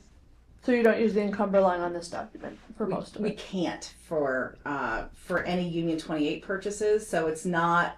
It is valuable and gives good information on the school-based lines, but it's not a great tool for the Union 28 lines because it doesn't encumber it. Correct. So, but like everything you were just reading off, like, would I be able to find? You were talking about like after school, so I see the line for after school. That's not what you just read off, though. Yeah. So that is the line that we would use to then transfer into the revolving accounts. We have the operating budget, which is what you see in front of you, and then we have 1, 2, 3, 4, 5, 6, 7 these revolving accounts that we used often. We have more revolving accounts than that, but many of them haven't been touched in a while, aren't really used. So, in the sake of, here are the ones that are relevant. So these are revolving accounts that are outside of the operating budget. We can transfer from the operating budget into those revolving accounts, but they won't be on that report.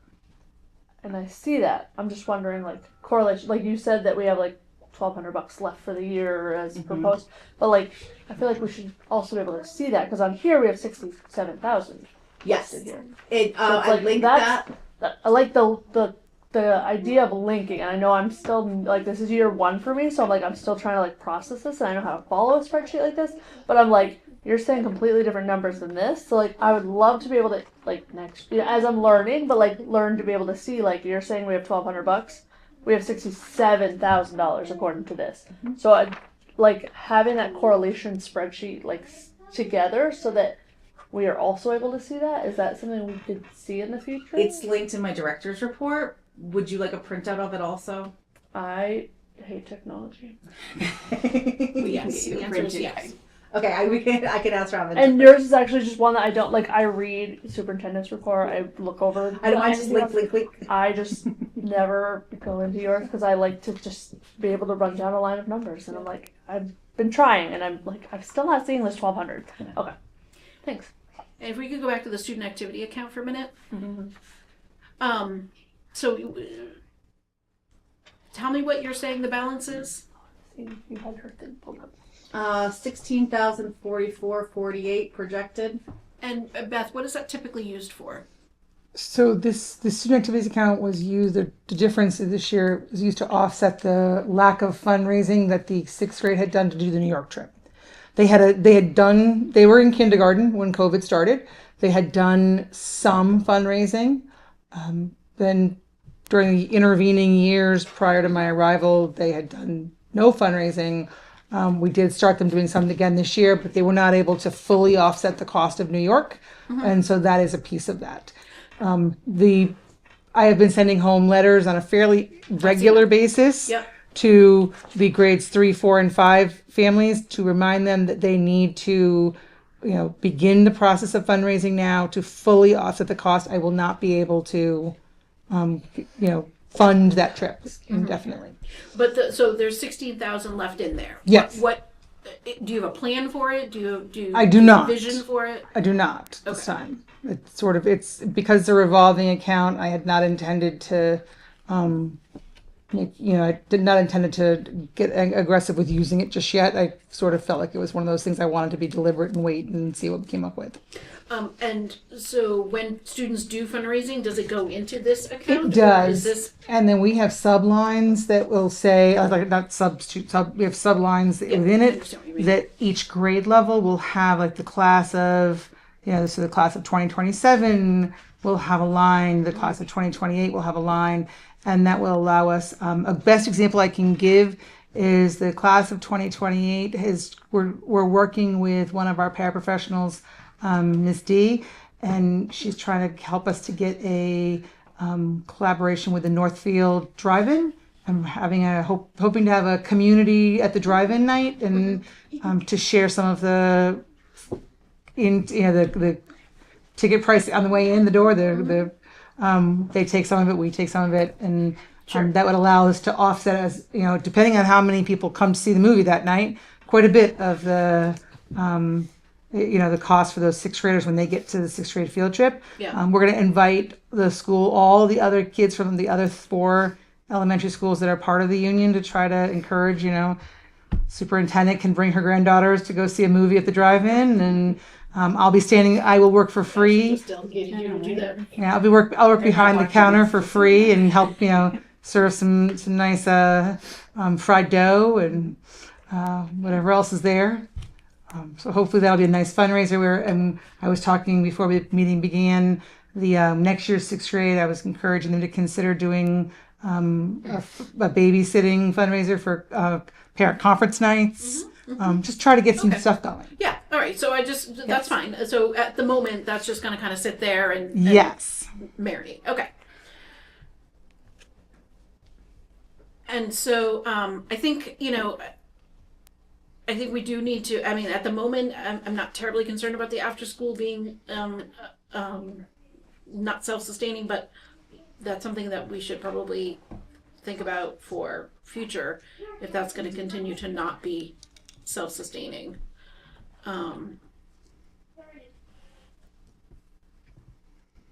Yeah. Okay. Those are the things I wanted to say about that. So at this time, if you wanted to vote to transfer $15,000 from the food service line, the operating budget, to the food service revolving account, this would be the time. And you're asking for 15, even though the line is 9? Yeah, I really want to make sure we don't end up in the negative. I don't know what the invoices that might be late coming in will look like, and that'll give us a little cushion.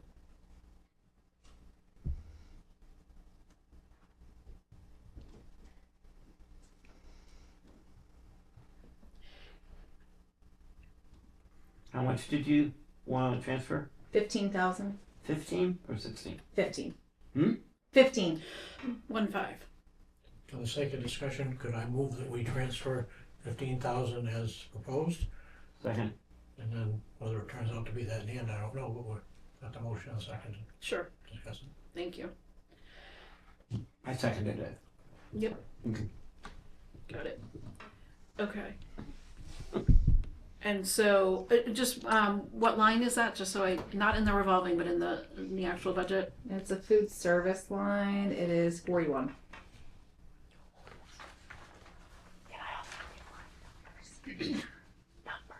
Oh, yeah. So you encumbered 15,000 Manually encumbered, just as a placeholder in if the vote were to anticipation happen. of tonight, Yep. and that was the full budget amount. Yep. Okay.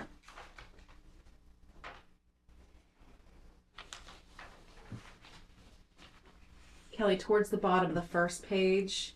I knew where that one was, but I'm just saying I don't have numbers. Luckily, I already got that one. I'll print it out for you. It's on the first page. I remember it's That's actually right. I mean, yeah. That one I found that one. Okay, so we have a motion and a second to transfer that money out of the operating budget into the revolving account. Is there any questions or further discussion on that? So that wipes that for the year, so that gives us exactly what our budget, we were budgeted for the year, and we're at 0, right? For that line. Yep, for that. Yeah. And it's actually, as Caitlin mentioned, a little extra, so. Yeah. Let's see. I'm eavesdropping on the computer next to me. Mm-hmm. All right, so again, any further discussion on that? All right, so all in favor? Aye. All right. And the second one is a transfer of $4,000 from the after school academy line to the in the operating budget to the after school revolving account. And again, that's more than is needed to cover the cost. How much was that you needed? 4,000. No, that's not how much we need. Oh, we right now it's a projection of being under by $2,930.86. I don't know what is left to come in revenue. What might come in before the end of the month. Well, we have So I have a projection, but it's 5-6 more days, correct? Of which all of those days have after school programming? That would be a question. So we have 2 more days. But that doesn't mean only revenue won't be coming. One of in. them, no, I understand. I'm getting to, Yeah. one of them, actually, no, neither of them have after school, sorry. I'm still working with a couple of families who are a little bit behind on their payments, and have created a plan. So we're working on getting that resolved. Okay, so it's not going to be more than the $2,696. It'd be less than that, right? well, I've projected $930 in revenue. If we come in and only receiving 200 in the next, couple weeks. Right. Some of these families we've worked out a summer-long payment plan to get them, and with the clear understanding that they will also prepay for September prior to the start of the school year, Okay. so that we're not beginning You the have a year. plan. Yeah. But we're helping them to work through it. Okay. Okay, thanks for that. Yeah. So we need a motion to transfer how much?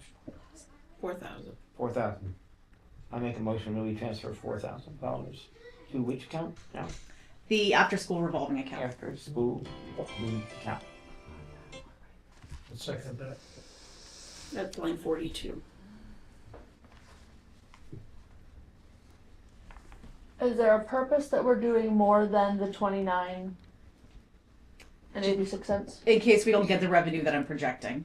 So this is including your final $930 from these families. Yes. So if we don't receive anything, then we're at a negative $3,861. Gotcha. So this would cover that. I hated that I just saw that because that was really cool that I saw what you did in the darn thing, and now I'm like, maybe I need to bring a computer. You Now I'm need a like, All right, I'm sure you can do it on your phone. did we have a motion and a second? yeah. Okay. Is there any further discussion or questions? All right, all in favor? Aye. Aye. And that's the end of my report. Okay, any other questions? Yeah, I did have a question. Does that put us over in that budget though? No, I had already manually encumbered it. Okay, thank you. You're welcome.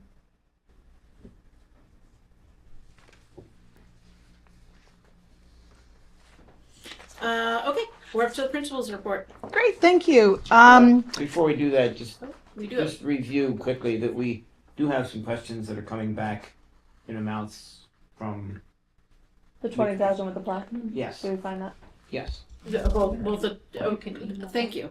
that we will be getting that that response. I'll work on Okay. it. Okay. Just remember to not reply all if you have questions. Because she's going to go through and find it also if you get it if you all get it and you have a question.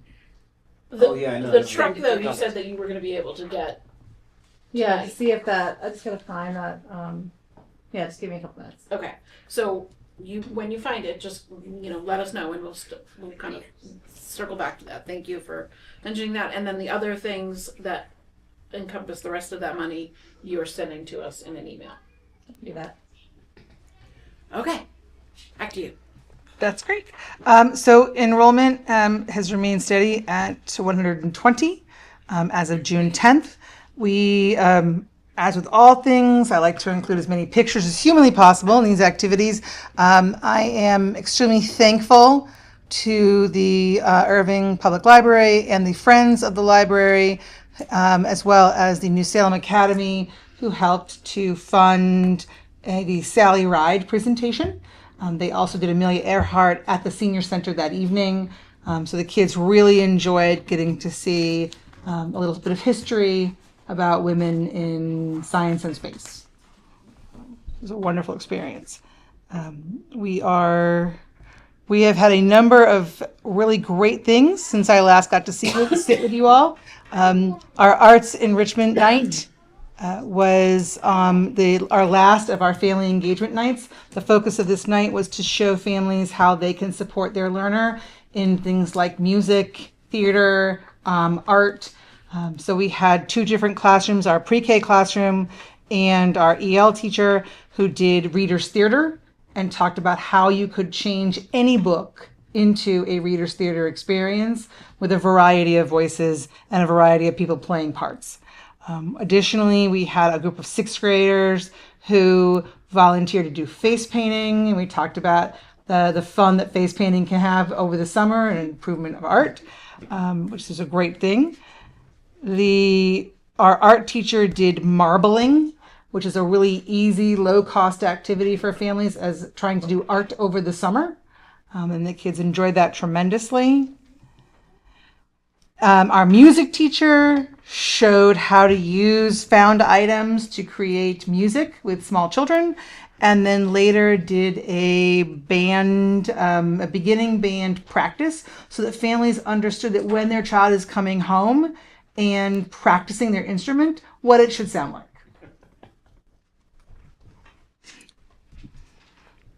Additionally, this is a photograph of our sixth graders in New York City. They had a tremendous time and saw a updated version of Romeo and Juliet, where Juliet makes a lot better life choices and opts not to follow Romeo into his bad decision making. She's an empowered woman who decides she's not going to go in the wrong direction. The kids had a tremendous time in New York City. They also got to see the Spy Museum. They are a curious lot, and the Spy Museum was right up their alley. So. We have welcomed Ivy into this building, and when I tell you she is wildly popular, I am not joking. The kids absolutely adore her. It has been a tremendous opportunity for the kids to get to sit down, and when they are working through stuff, to be able to have the puppy there with them. You can see a small picture of one of our students here, and then later on in the presentation I have some more pictures of it as well. But Ivy has been a really tremendous asset already in providing some comfort and support to our students. This is particularly important this time of year when many of our kids are starting to feel quite a bit of stress about going home for the summer. And this is a chance for them to kind of take a few minutes and decompress in the middle of the day. Dan? Oh, it's just how times have changed. I had no stress about leaving school for summer. Understood. I understand. I do have some preliminary end of year data to share with all of you. I will be doing a full data presentation in the fall when MCAS data gets released, but I did want to highlight some really nice wins. We use STAR data here as a part of our assessment, and just as a side note, we had some pretty nice growth in a variety of areas in math. So if you look, the state looks for anything above 50% to be considered appropriate growth. Anything above 60% on an MCAS test would be considered high growth. So we had, as you can see here, 3 grades that were above that 60%. The inclusive of 1 grade that the proficiency rate for the classroom was 91%. So this is, that grade, if the additionally an 87% proficiency rate and an 84%, that is a pretty significant growth rate for those classes, and I'm looking forward to seeing how we can continue to challenge those students as we move forward. We did have another 53% of growth rate, which led to a 71% proficiency rate. So I'm excited about that as well. And then we have a couple of grades that we're going to target for support as we move forward into next year, because obviously our lowest grade performing here, we had a 38% growth rate and only a 33% proficiency rate. So that is our area for targeted support next year. And I've already begun conversation with our math, our math instructional coach, and how she will be able to support that person and those children as well. In reading, we had some pretty significant growth in one of our grades. 76% growth rate is pretty tremendous, and it led to a 60% proficiency rate. That group was significantly below the 50% mark in proficiency to start the year, and so we were thrilled to have so many kids leaving on grade level. Proficiency rates at 78%, 86% in two other grades, and a 67% in the third. So we've got some areas where we've seen some pretty significant proficiency rates. The growth rate in ELA was not as fast as I would have liked to have seen it happen. And so we will start to look at why that is as we move through the course of the fall. And we'll use this data as a benchmark when we compare what comes in from MCAS and to see if our internal assessments align with the state assessment. And so all of that will get rolled over into my fall report when the MCAS information is released. Can I just ask if I'm understanding this? Yes, right? Absolutely. And I think this is the kind of results that I was hoping for. I'm sure it is you, and there's still work to be done. But I also think this is results that parents and taxpayers are looking for. If my numbers are right, we've got 73 students on the math who are above 50%, and 26, actually 12 that are below 50%. So there's more than 3/4 of the kids, and there's still some work to be done. But we're not at 35, 40% as it was like in the past in other schools. Yes. It's like a recipe for failure when you think, gee, we're it looks like, and then in the ELA, we got 69 students that are above 50%, 14 below, but still, they're not at 10% or 3%. Then I think you're doing, to me, these numbers indicate we're doing better, if I'm understanding them right. So it's certainly a good indicator. I'd like to wait and see what it looks like in comparison to our MCAS results for grades 3 to 6, and then see how well these are aligned. But I also feel it's important to, when I have data, to share that data. And so I wanted to be here tonight and to be able to share some preliminary data. I was particularly thrilled with the grade level that is at the top of both of these charts is the same grade level. And so that group, to see a group that went up by 76% in growth in ELA and 63% growth in math, to have that same group have a 91% proficiency in math, that's a pretty significant output. And so I'm very excited about that. As I'm sure you see on the chart there, I tried to remove some identifiers so that people wouldn't necessarily know which grade I was talking about. But on the charts that I gave you, they do include those numbers. That 87% proficiency rate is the largest class I have in the building. That group has 20 students. And so, that's a pretty significant number. So I was really excited about it. And that's also the group that has 78% proficiency in their growth rate was a little lower in ELA, but their proficiency rate was pretty high. And that is, so I'm looking forward to seeing what our MCAS results will look like for that group.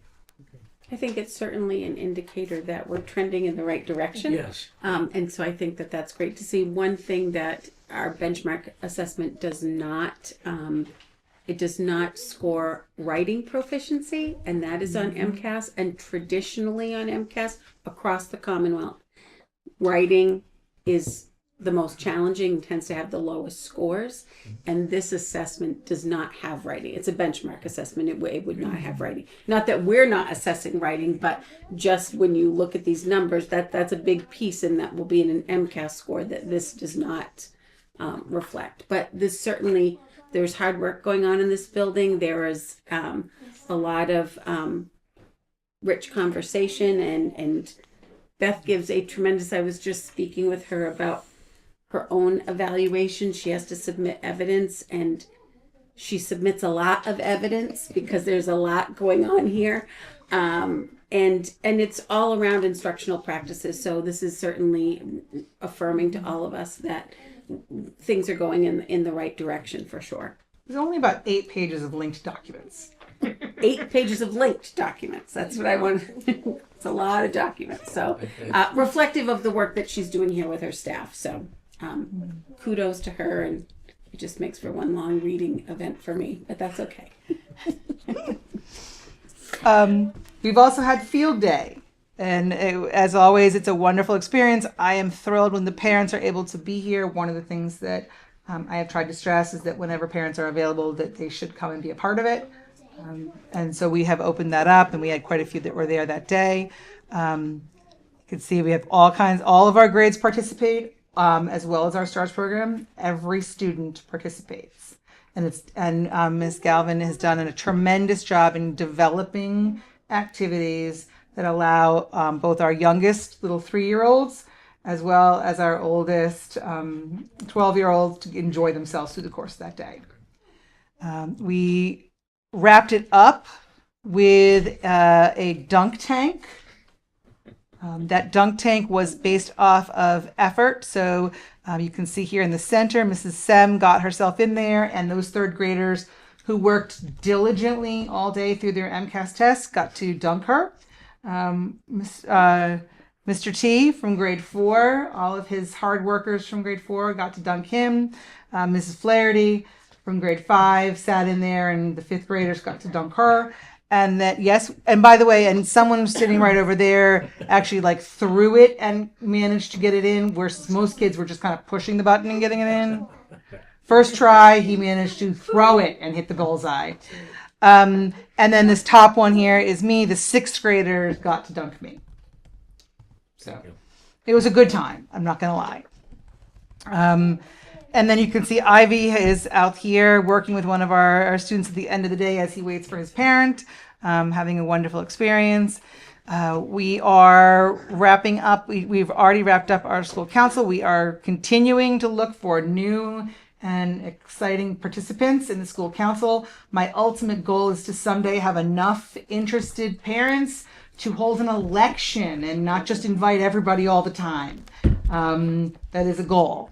Us too. Yeah, yes, understood.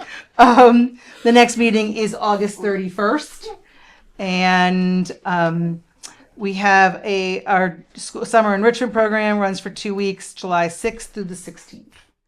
We also have special education programs that will run through the course of July as well. And I can take any questions that anyone has. When do we get to meet the puppy? So I did ask the puppy to come because the puppy is so small at this point. It's a little bit past her bedtime. So she'll be coming in the fall to one of the school committee meetings when she's got a little bit more capacity to stay up a little later. Okay. But we will be having her present in the fall, and I think kids will enjoy that. Sounds good. And I know you will as well. Yeah. I did meet her. She is pretty stinking cute. Oh, I've heard so much about her. Other questions I can answer? Any questions? All right. Thank you. Sure. All right. So we are moving on. We have our information on the You want to put your number back in? the principal put some information from the Erving Educational Association in our agendas. So we'll move on from there. You said there was some information from Pi. I do. I have a little update from Pi. I'm gonna butcher this poor young gentleman's name. Noah Kaloje was awarded the Pi Senior Scholarship for $400 this year. Graduating senior. Very successful staff appreciation week at the beginning of May. They wanted to shout out to all the families who helped make that happen. So they do a big sign up.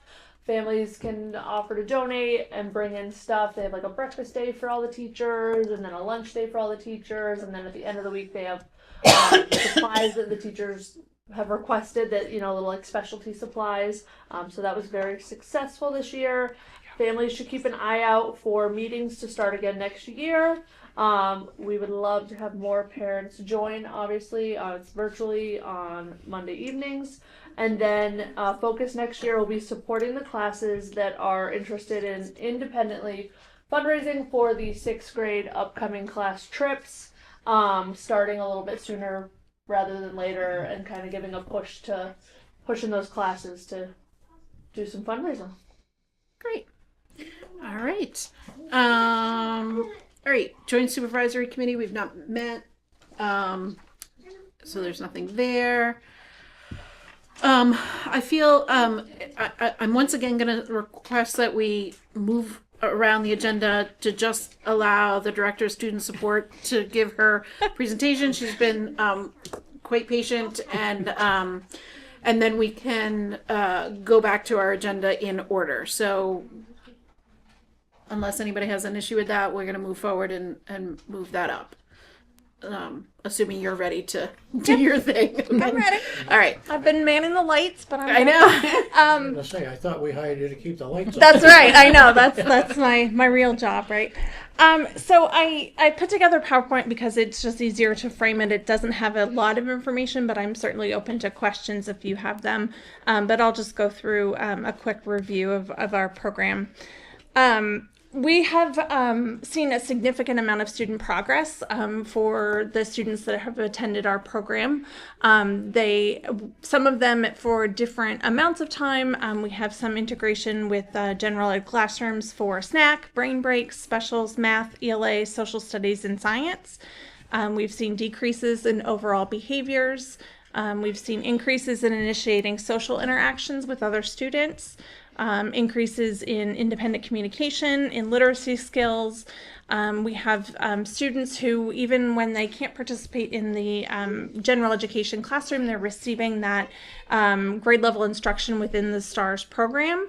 And they've been participating in the Food Explorers program, which all the other students in the school have been participating in as well. Our parents have been pleased with the program. We have one set of parents who has said that they are members of lots of groups for for parents of kids with disabilities. And when other parents are moaning about the difficulties of, not moaning, that's a terrible word to say, but anyway, complaining, having issue with how their schools are responding to their students with special needs, this family is singing the praises of our program because it's meeting their child's needs to such a great degree. We have made sure that we stick to our program description. We have a procedures guide that we've been sticking to, and for when we if we're looking at another student from a different district and we're thinking about inviting them to our program or offering them a place, we have a whole observation and ranking system so that we make sure that the students that attend the STARS program are as appropriate as possible for the program. We continue to refine it and make sure that we, when we are looking for new students to join us, that they really do meet that we can meet their needs. We don't want students here who we can't meet the needs of, because that sets everyone up for failure. For this school year, we have been providing services to 2 to 3 students full-time. We had 2 students for the majority of the school year. A third one has joined us more recently. We have students to access the program from different parts of the school as well. We've had interest in our program from 3 other districts. it's kind of a tricky process when a student is interested or when a district is interested in our program, because the parents can visit different programs. They have other options. So really it is up to the parents to sort of say, oh, yes, I definitely want my child to attend this program, or no, I think that a different program might meet their needs. So not all of those students have attended our program, but we have had interest by other districts, which is really great for such a new program. When we have 2 students in the program, it costs approximately $54,000 per student to run the program per year. The tuition that we have set right now is $55,000 for students who are in the union, and for students who come from outside districts, it's about $60,000. Amy, do you want me to ask questions? That's a me now, problem. between or at the end? What is? This is my last slide, so I can just let me finish this real quick. And, I'm quick. See, look. And then in terms of the amount of time that I know that was a concern at the beginning. How much time would the staff here be spending as a part of the STARS program? The BCBA has definitely spent, some days it's 50%, some days it's 100%. It sort of goes back and forth. And so she's been spending quite a lot of time with the program. The special education teacher, it's about 36% of her time. You can see the OT is 9%, SLP is 10%, and the school psychologist is 2%. So that still has been manageable, although Beth and I have been talking about sort of moving some things around next year so it becomes even more manageable, because we definitely want to make sure that along with the addition of the STARS program, we still are not pulling resources away from the rest of the community. So we have that figured out, and we have a good plan moving forward. So so we currently have 2 to 3 students. So 2 sounds like more like full-time students, and a third that. No, we currently have 3 full-time students. Oh, okay. But one just started like a month and a half ago. So for the majority of the school year, we had 2 full-time students, and for this last couple of 6 weeks or so, we've had a third full-time student. So do you project all 3 of those students to continue next year? I'm not sure yet. I think it's tricky to talk about in a public setting because there's only 3 students. Sure. But I think that I can update in the fall when we know for sure what the plans are of every student. Okay. So I'm speaking about it in terms of capacity. So you can answer it in terms of that. Like, right. So again, I don't want to know or need to know who's in the program. Just I'm thinking of capacity. So if those 3 students were to continue, you're saying potentially there could be 3 more students interested? I think now as we get through the program, we would probably cap it at 5. I think that when we start to look at the level of needs of students, and it changes throughout the course of the year, and now that we've gotten to know our students that have been attending for longer, we sort of see like when their patterns are of more need and less need. I think that we would have to. We look at each individual student, though, so closely and how they fit with the students that we currently have. So at some point it might be 5, but I think with the makeup that we have now, I would think that 4 would probably be a more reasonable number of students to consider our program full. And then when you talk about the tuition, you said that it's $53,705 per student. That's at these current rates, right? This 25-26 rate. Yeah. So next year, of course, everybody's going to be increasing because of their wages and things. So have you adjusted for that in your coming, because we're going to get to a point where it's not going to be covered by tuition. Right. I didn't do that. I pulled from what the current amount is, but I could definitely I think we have to, right? Because otherwise it's not going to be No, you're right. You're right. I have a spreadsheet that helped me figure it out so it wouldn't be too difficult to figure out exactly when that point will be. So I can definitely take into adjustment the increases for cost of employment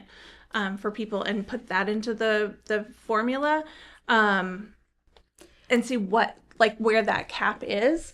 And I can do that, you know, like in a short amount of time to make sure that we're still not going to be sort of losing money on the program. I mean, we're so very, very close to it right now. I feel like that there's no other option but to increase the rate because, again, salaries have gone up, supplies are going to go up. Sure. So I mean, we're certainly going to be maxing out that amount. So I would like to see that amount changes every year to account for those changes in costs that are involved in running the program. Yeah, and I can also check in with some of the other school districts who have programs within their public school that tuition students in. I haven't seen a lot of increases from them, which sort of has.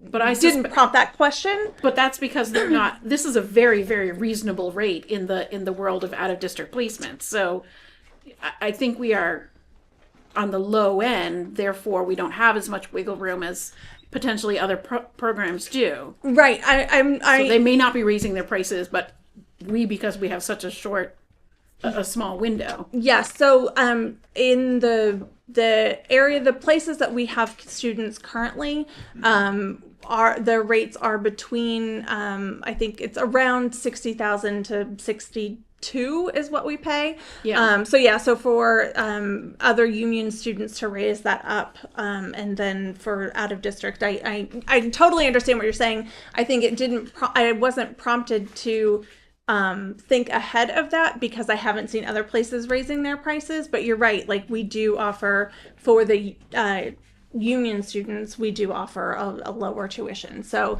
I think, you know, it's a pretty easy calculation to see where that intersection is. And then, you know, I can certainly work with Caitlin and Shannon to figure out exactly what we need to raise it to. We're a new program also, so we're not at the 4. If we were at 4 students, it would not be quite as close because that number of how much per student to run the program would be cut almost in half. Right? Yeah, sure. So I think that's part of it. No, but we are where we are. So that certainly needs to be looked at. And then this classroom doesn't run over the summer, correct? This is a school year. We do have a summer program that the districts pay extra for. They pay $5,000, which is the daily rate. It's essentially the daily rate that they pay during the school year. The number of days of the summer program adds up to essentially the $5,000. Okay, so there's no that's self-sufficient then. Yes. There's no cost to run that because they pay for it. Well, there's the cost for our in-district students. Sure. Yes. I mean, right, obviously. But yes, right, yeah, yep. But there's no cost. I'm talking about the people who pay. Yes, right. No, there's no. They're paying for the program. It's covering the cost of them yeah. coming to the program. Yep. So these rates, when they get increased, would begin for the upcoming school year. Yes, and districts have already put their budgets in place, and so it's really hard at this point to say that there will be an increase. Not that we couldn't, but it's difficult to put other districts in that position. Generally, those kinds of things, we hear about them more in like January, February, if something is going to increase for us over the next school year. You know, it's not. I don't think that there's a rule as to when you can do it that I know of. I just know that they've already put their budgets into place. And so depending on the amount of increase, I think we would definitely need to take a look at that in terms of what we're asking other districts to sort of come up with at this late point.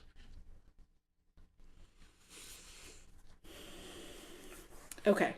Then what I would say is this needs to be thought of much sooner in the upcoming school year because does not make sense for us to run a program that is costing us money. So if tuition is not covering the cost of this program, then that's not something that we should be continuing to entertain. So if we cannot or do not raise the tuition at an appropriate time to cover the cost of the coming school year, then that's just not something that we should that we can fiscally continue. Absolutely. So again, this right now, so this is with the 2 students in the program. This changes the amount per student per year changes with 3 students in the program.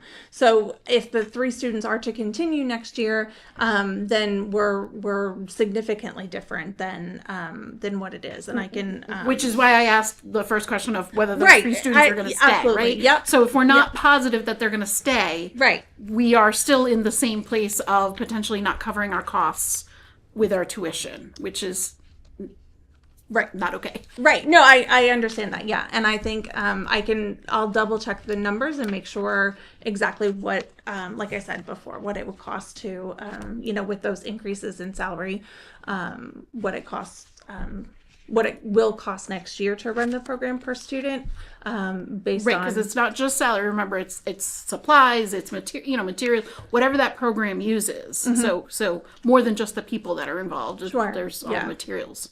So this is going to come up, or should be coming up in budget time, Yeah. right? When we start budgeting in fall, Sure. this discussion needs to take place. And so part of what I can do too then is I can add an additional update. Last year I did one at the beginning of when we first started to propose it. I did one at the end of the year. I could certainly do one to sort of beginning, middle, end kind of thing where I'm, setting it up for what we're going to start in the school year. Another presentation around budget time so we can have these conversations, and then sort of a wrap up at the end of the year to sort of show how we ended the year. I'm more than happy to do that so that at least we're, it's a discussion point at the points where we really need to have the discussions. Yeah. I mean, for me, I'm certainly happy to have you here and have this at the very least the information at budget time, so that we can make these decisions and have the information. I agree with the timelines that they're asking. Sure. But it also occurs to me, let's just say we didn't cover all the costs and it was over by $10,000. If the umbrella of this program wasn't here, and these students had to go somewhere else, it would cost us vastly more than another $10,000. So I agree that we should keep it so that it's self-sustaining, but also keep in mind that, a little bit of flexibility here, because if it doesn't exist at all, it's not better for the students because they get trucked all over the place to who knows where. And I think, personally, I think that's probably not the best thing for students. For some it might be, but in general, keeping them here is better, I think. And a continuity of being here from year to year to year, if we can.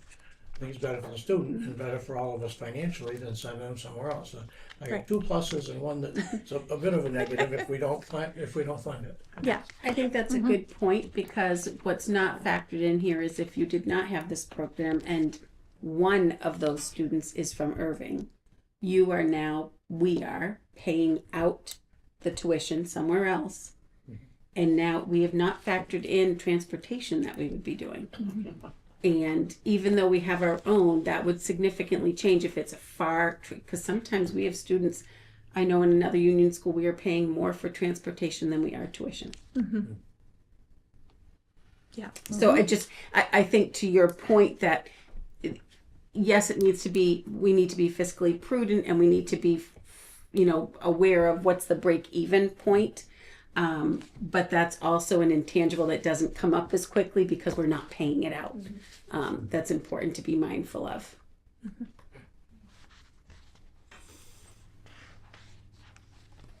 Any other questions? I don't think so. Thank you. Thank you. Thank you very much. Thank you for coming and hanging in there. Keeping the lights on. I was like, Can Can you just stand over there? I'll just, I'm just All right. So, Power purchase agreement, we have to vote on that. well, we have the letter of interest with Solec Energy, and then Well, power purchase, I think we settled B. We need to decide what we're gonna do with A. I mean, I don't know, we haven't officially settled the purchase versus, power purchase agreement versus purchase agreement. I think it should be purchase of equipment agreement I thought it was versus a, power purchase agreement. I thought it was, yeah, I mean, lease versus buy, I guess, I think is what we're trying to discuss there.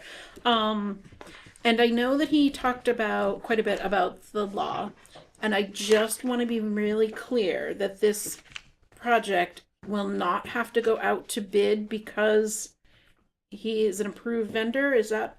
They've already done the procurement, right? It doesn't have to go out to bid because that's part of what they've already done. Okay. Okay. My question, when our town administrator was here, I believe, or could have been, I think he was here, could have been a finance meeting, at that time had concerns about that. And I said, no, you can't do that. Maybe perhaps with the information he had at the time, maybe he didn't have this information. I don't know, but I know there were concerns about well, they've done it all over the place. Well, yeah, but Chapter 30B or whatever the procurement laws are, you've got to do this and you can't do that. I don't understand what his concerns were, but I'd like to know. But if what this guy tells us is true, and I don't expect he's lying to us, and if it's in the letter of interest or letter of intent document, that we can back out at any time. If next week, we asked them bluntly, if next week the town or the lawyers have a problem with this, we can just say, no, we don't owe you anything. On that basis, I'd be in favor of leasing and moving along this way. That's what he said. I haven't seen the letter of intent, but if it seems to indicate that, I think we should go that way. But well, you make good points, Mark. We don't know what the timeline's going to be. Yeah, the other thing is, I just assume, submit it to the town. To the select board and the lawyer.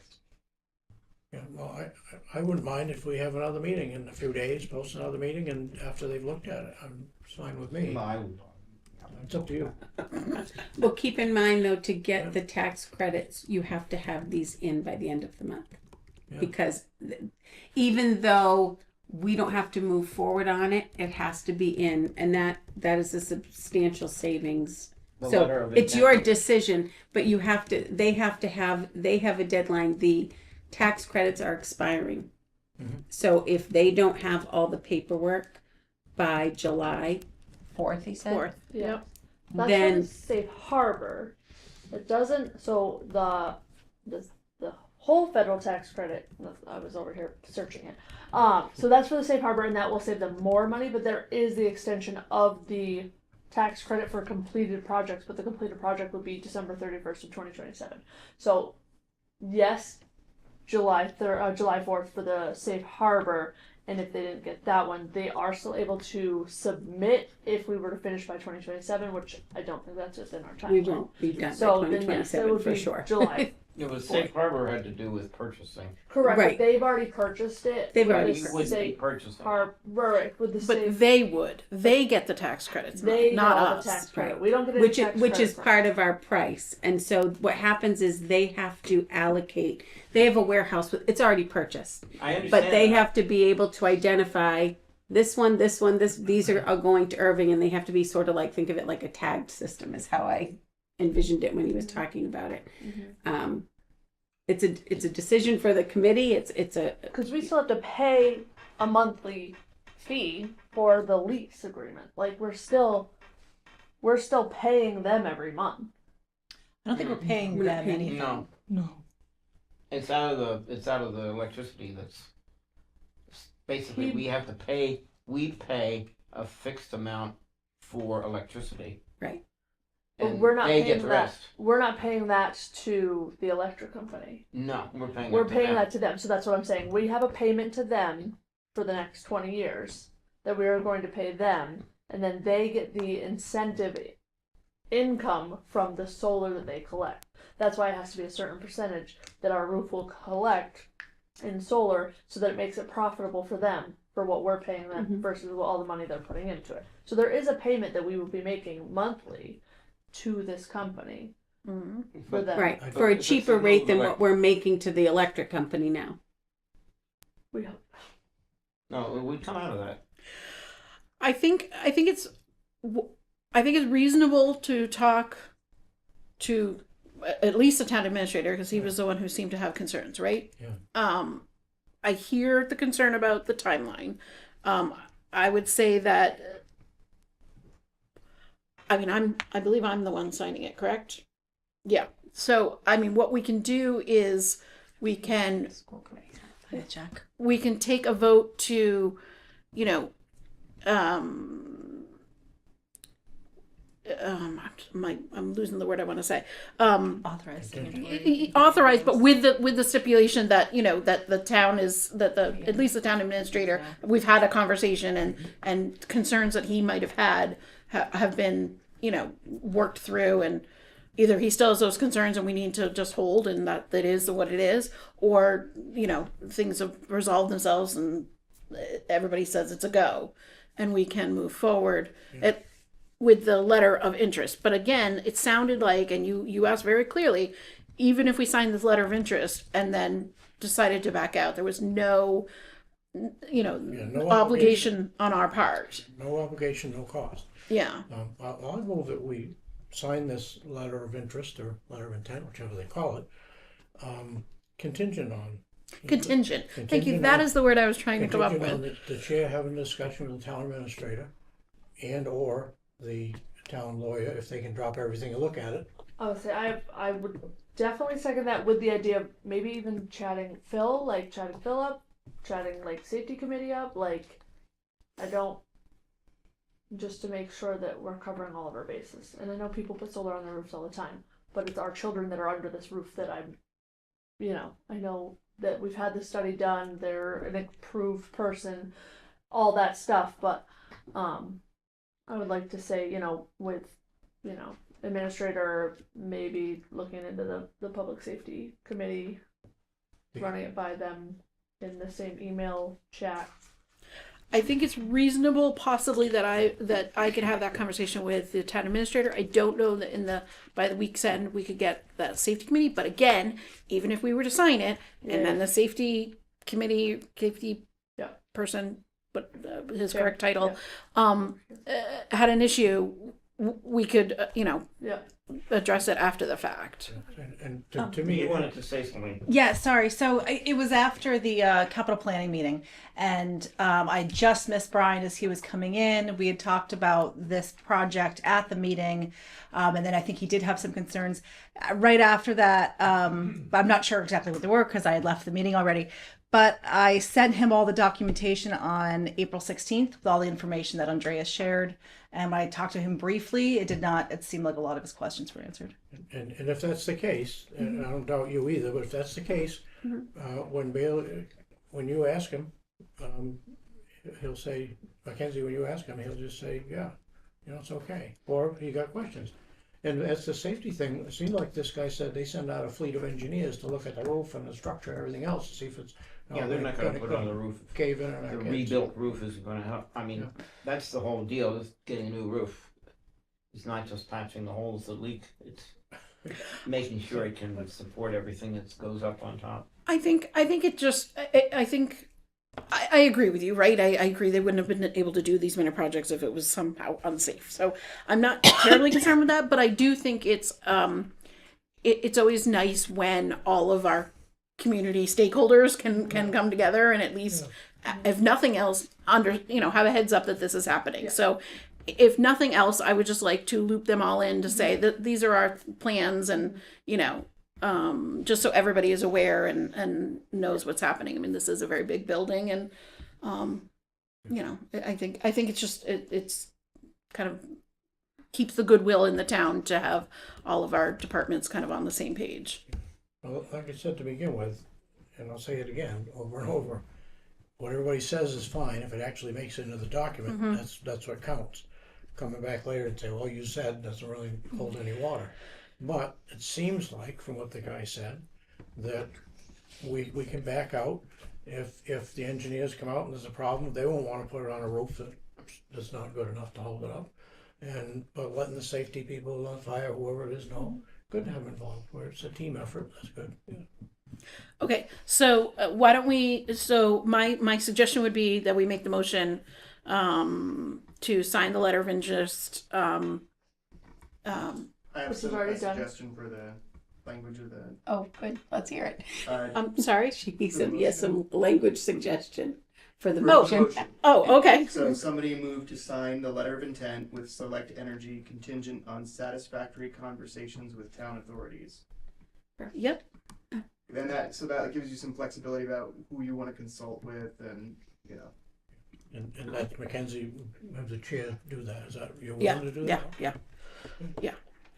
So moved. Thank you. Sure. Takes a village. All right, so we have that motion. We need a second. I'll second it with how the wording is. I love it. Yeah. Okay. Mark's right, second. Okay. Just thinking like we can't have him make the motion. It's got to be one of us. We once had our note taker try and make a motion. That's why I laugh because that did come up one time. Anyways, okay, so we have a motion and a second. Any further discussion on that? Okay, all in favor? Aye. Great. The second point was the purchasing or lease. And now I hear you what you're saying, Mark, about the purchasing. I agree. I do not think we are in a position right now before July 4th to pull together a plan to purchase. So does anybody feel any differently? I don't feel differently. I don't think we would want to get in the business of maintaining this stuff for 20 years or how long it is anyways. I think lease is the way to go. And we end up still saving some hundreds of thousands of dollars. Might save a little more if you buy it, but you're gonna be paying to fix it and stuff. So. Yeah. Okay. All right. So I don't think we need to have any more discussion about that. Next on the agenda is the MASC joint conference. I know that you had wanted this on the agenda.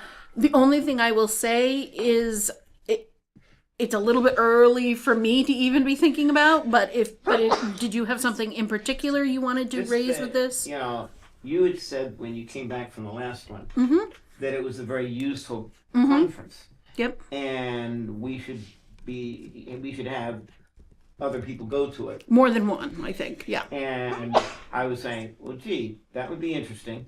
I can't pay for that.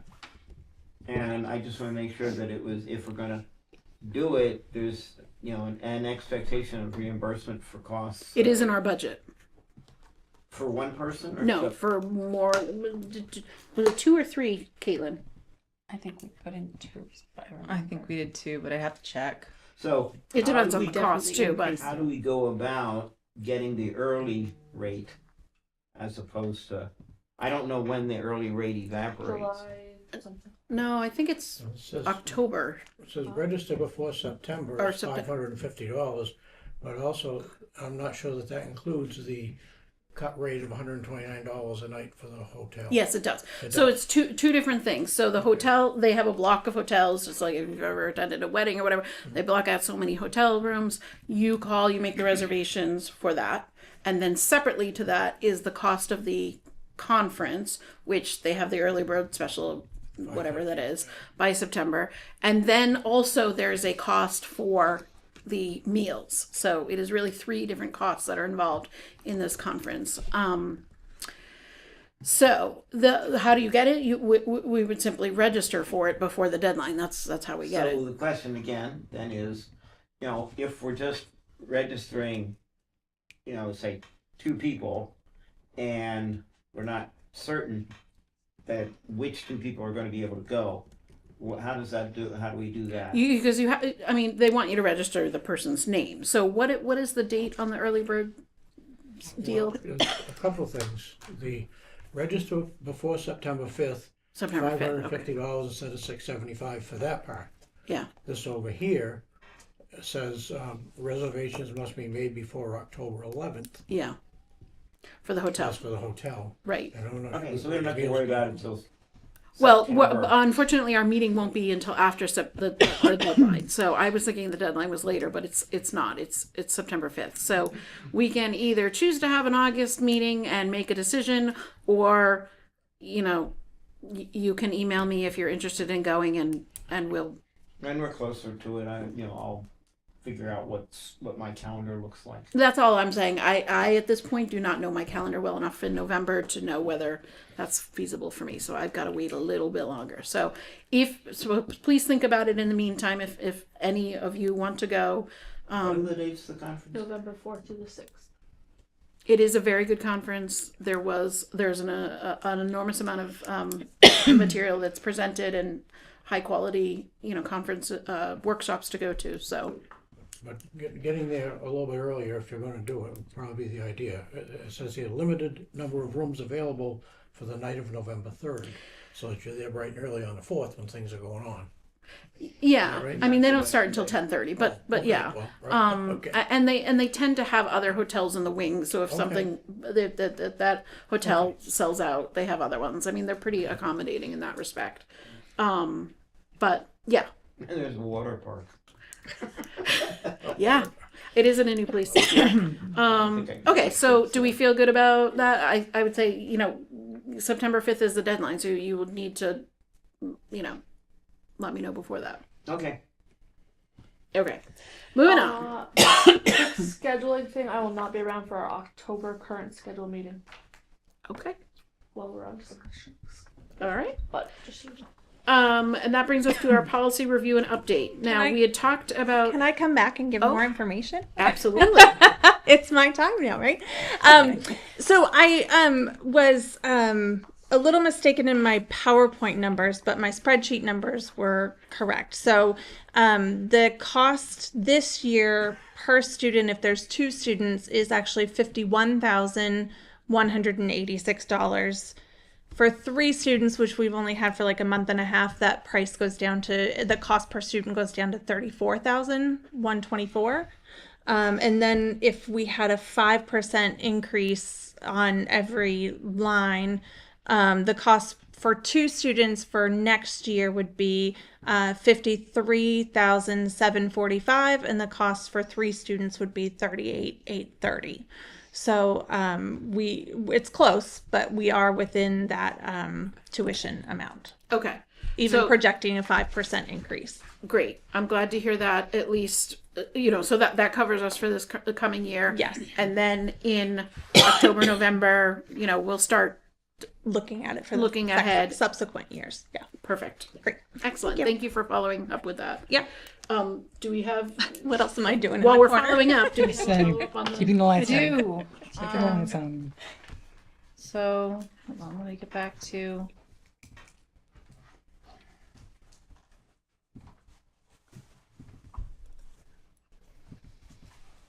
Oops, wrong one.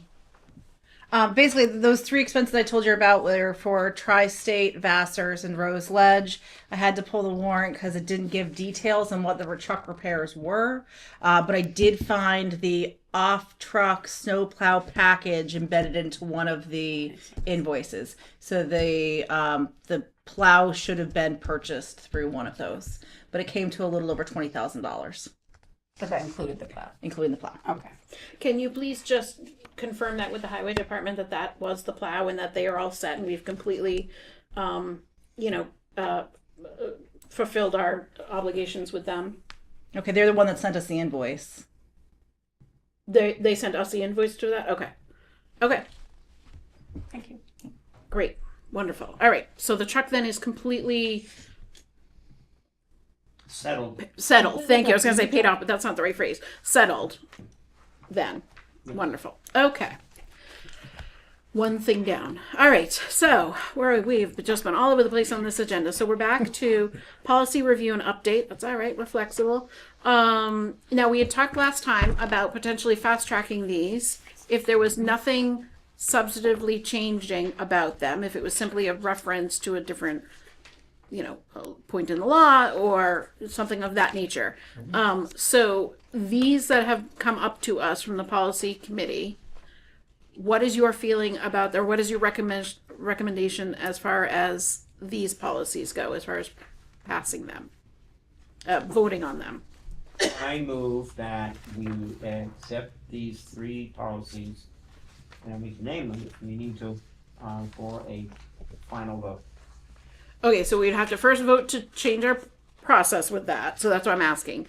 Do these policies meet that recommendation that we fast track them.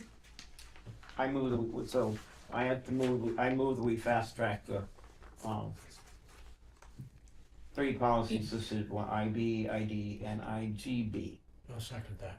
Okay, that I'm fast tracking them. that was just really a question that you just had to say yes or no. I think I can answer that.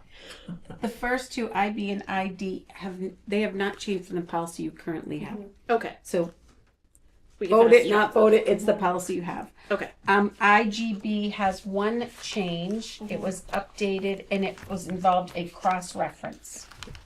So they have just linked, it's on IGB, the change was the cross-reference is a new addition. So it's Exactly the same. the except- policy has not changed. It's Okay. just that there is an additional reference point added to it that was not there before. Okay, so So that's it meets all your criteria. okay. And Okay, the only things that changed in here were, in fact, legal references. Right. Yeah. That were just updated. Other than that, this one did not change. So IB did not change at all. ID was legal references have changed since the last review, and IGB has added ACE as a cross reference, or ACE as a cross. okay. So I'd like to make a motion that for the purposes of voting on IB, ID, and IGB, we suspend our typical process and fast track these to be first and final vote tonight. Second. Okay. Any further discussion about that? No. Okay. All in favor? Aye. Aye. Okay. Then we can make a motion on all of those individually or together. Together. I move we accept all three together, IB, ID, and IGB, as updated policies for final vote as of today. Okay. Second. Second. Any further discussion? All in favor? Aye. Aye. Thank you. Okay. As it stands right now, our next school committee meeting is September 15th, although again, that can always change if something comes up and we need to have a meeting in between there. Our policy committee will meet on September 15th at 6:30. Our school committee meeting will be September 15th at 7. Is there anything else we need to discuss before we adjourn tonight? Not hearing any. Make a motion to adjourn. I move we adjourn. Okay. I Good hear, luck, you're asking I heard, that either way. A motion and a second. All in favor? Aye. Thank you. All right. Thank you, everyone. I think it was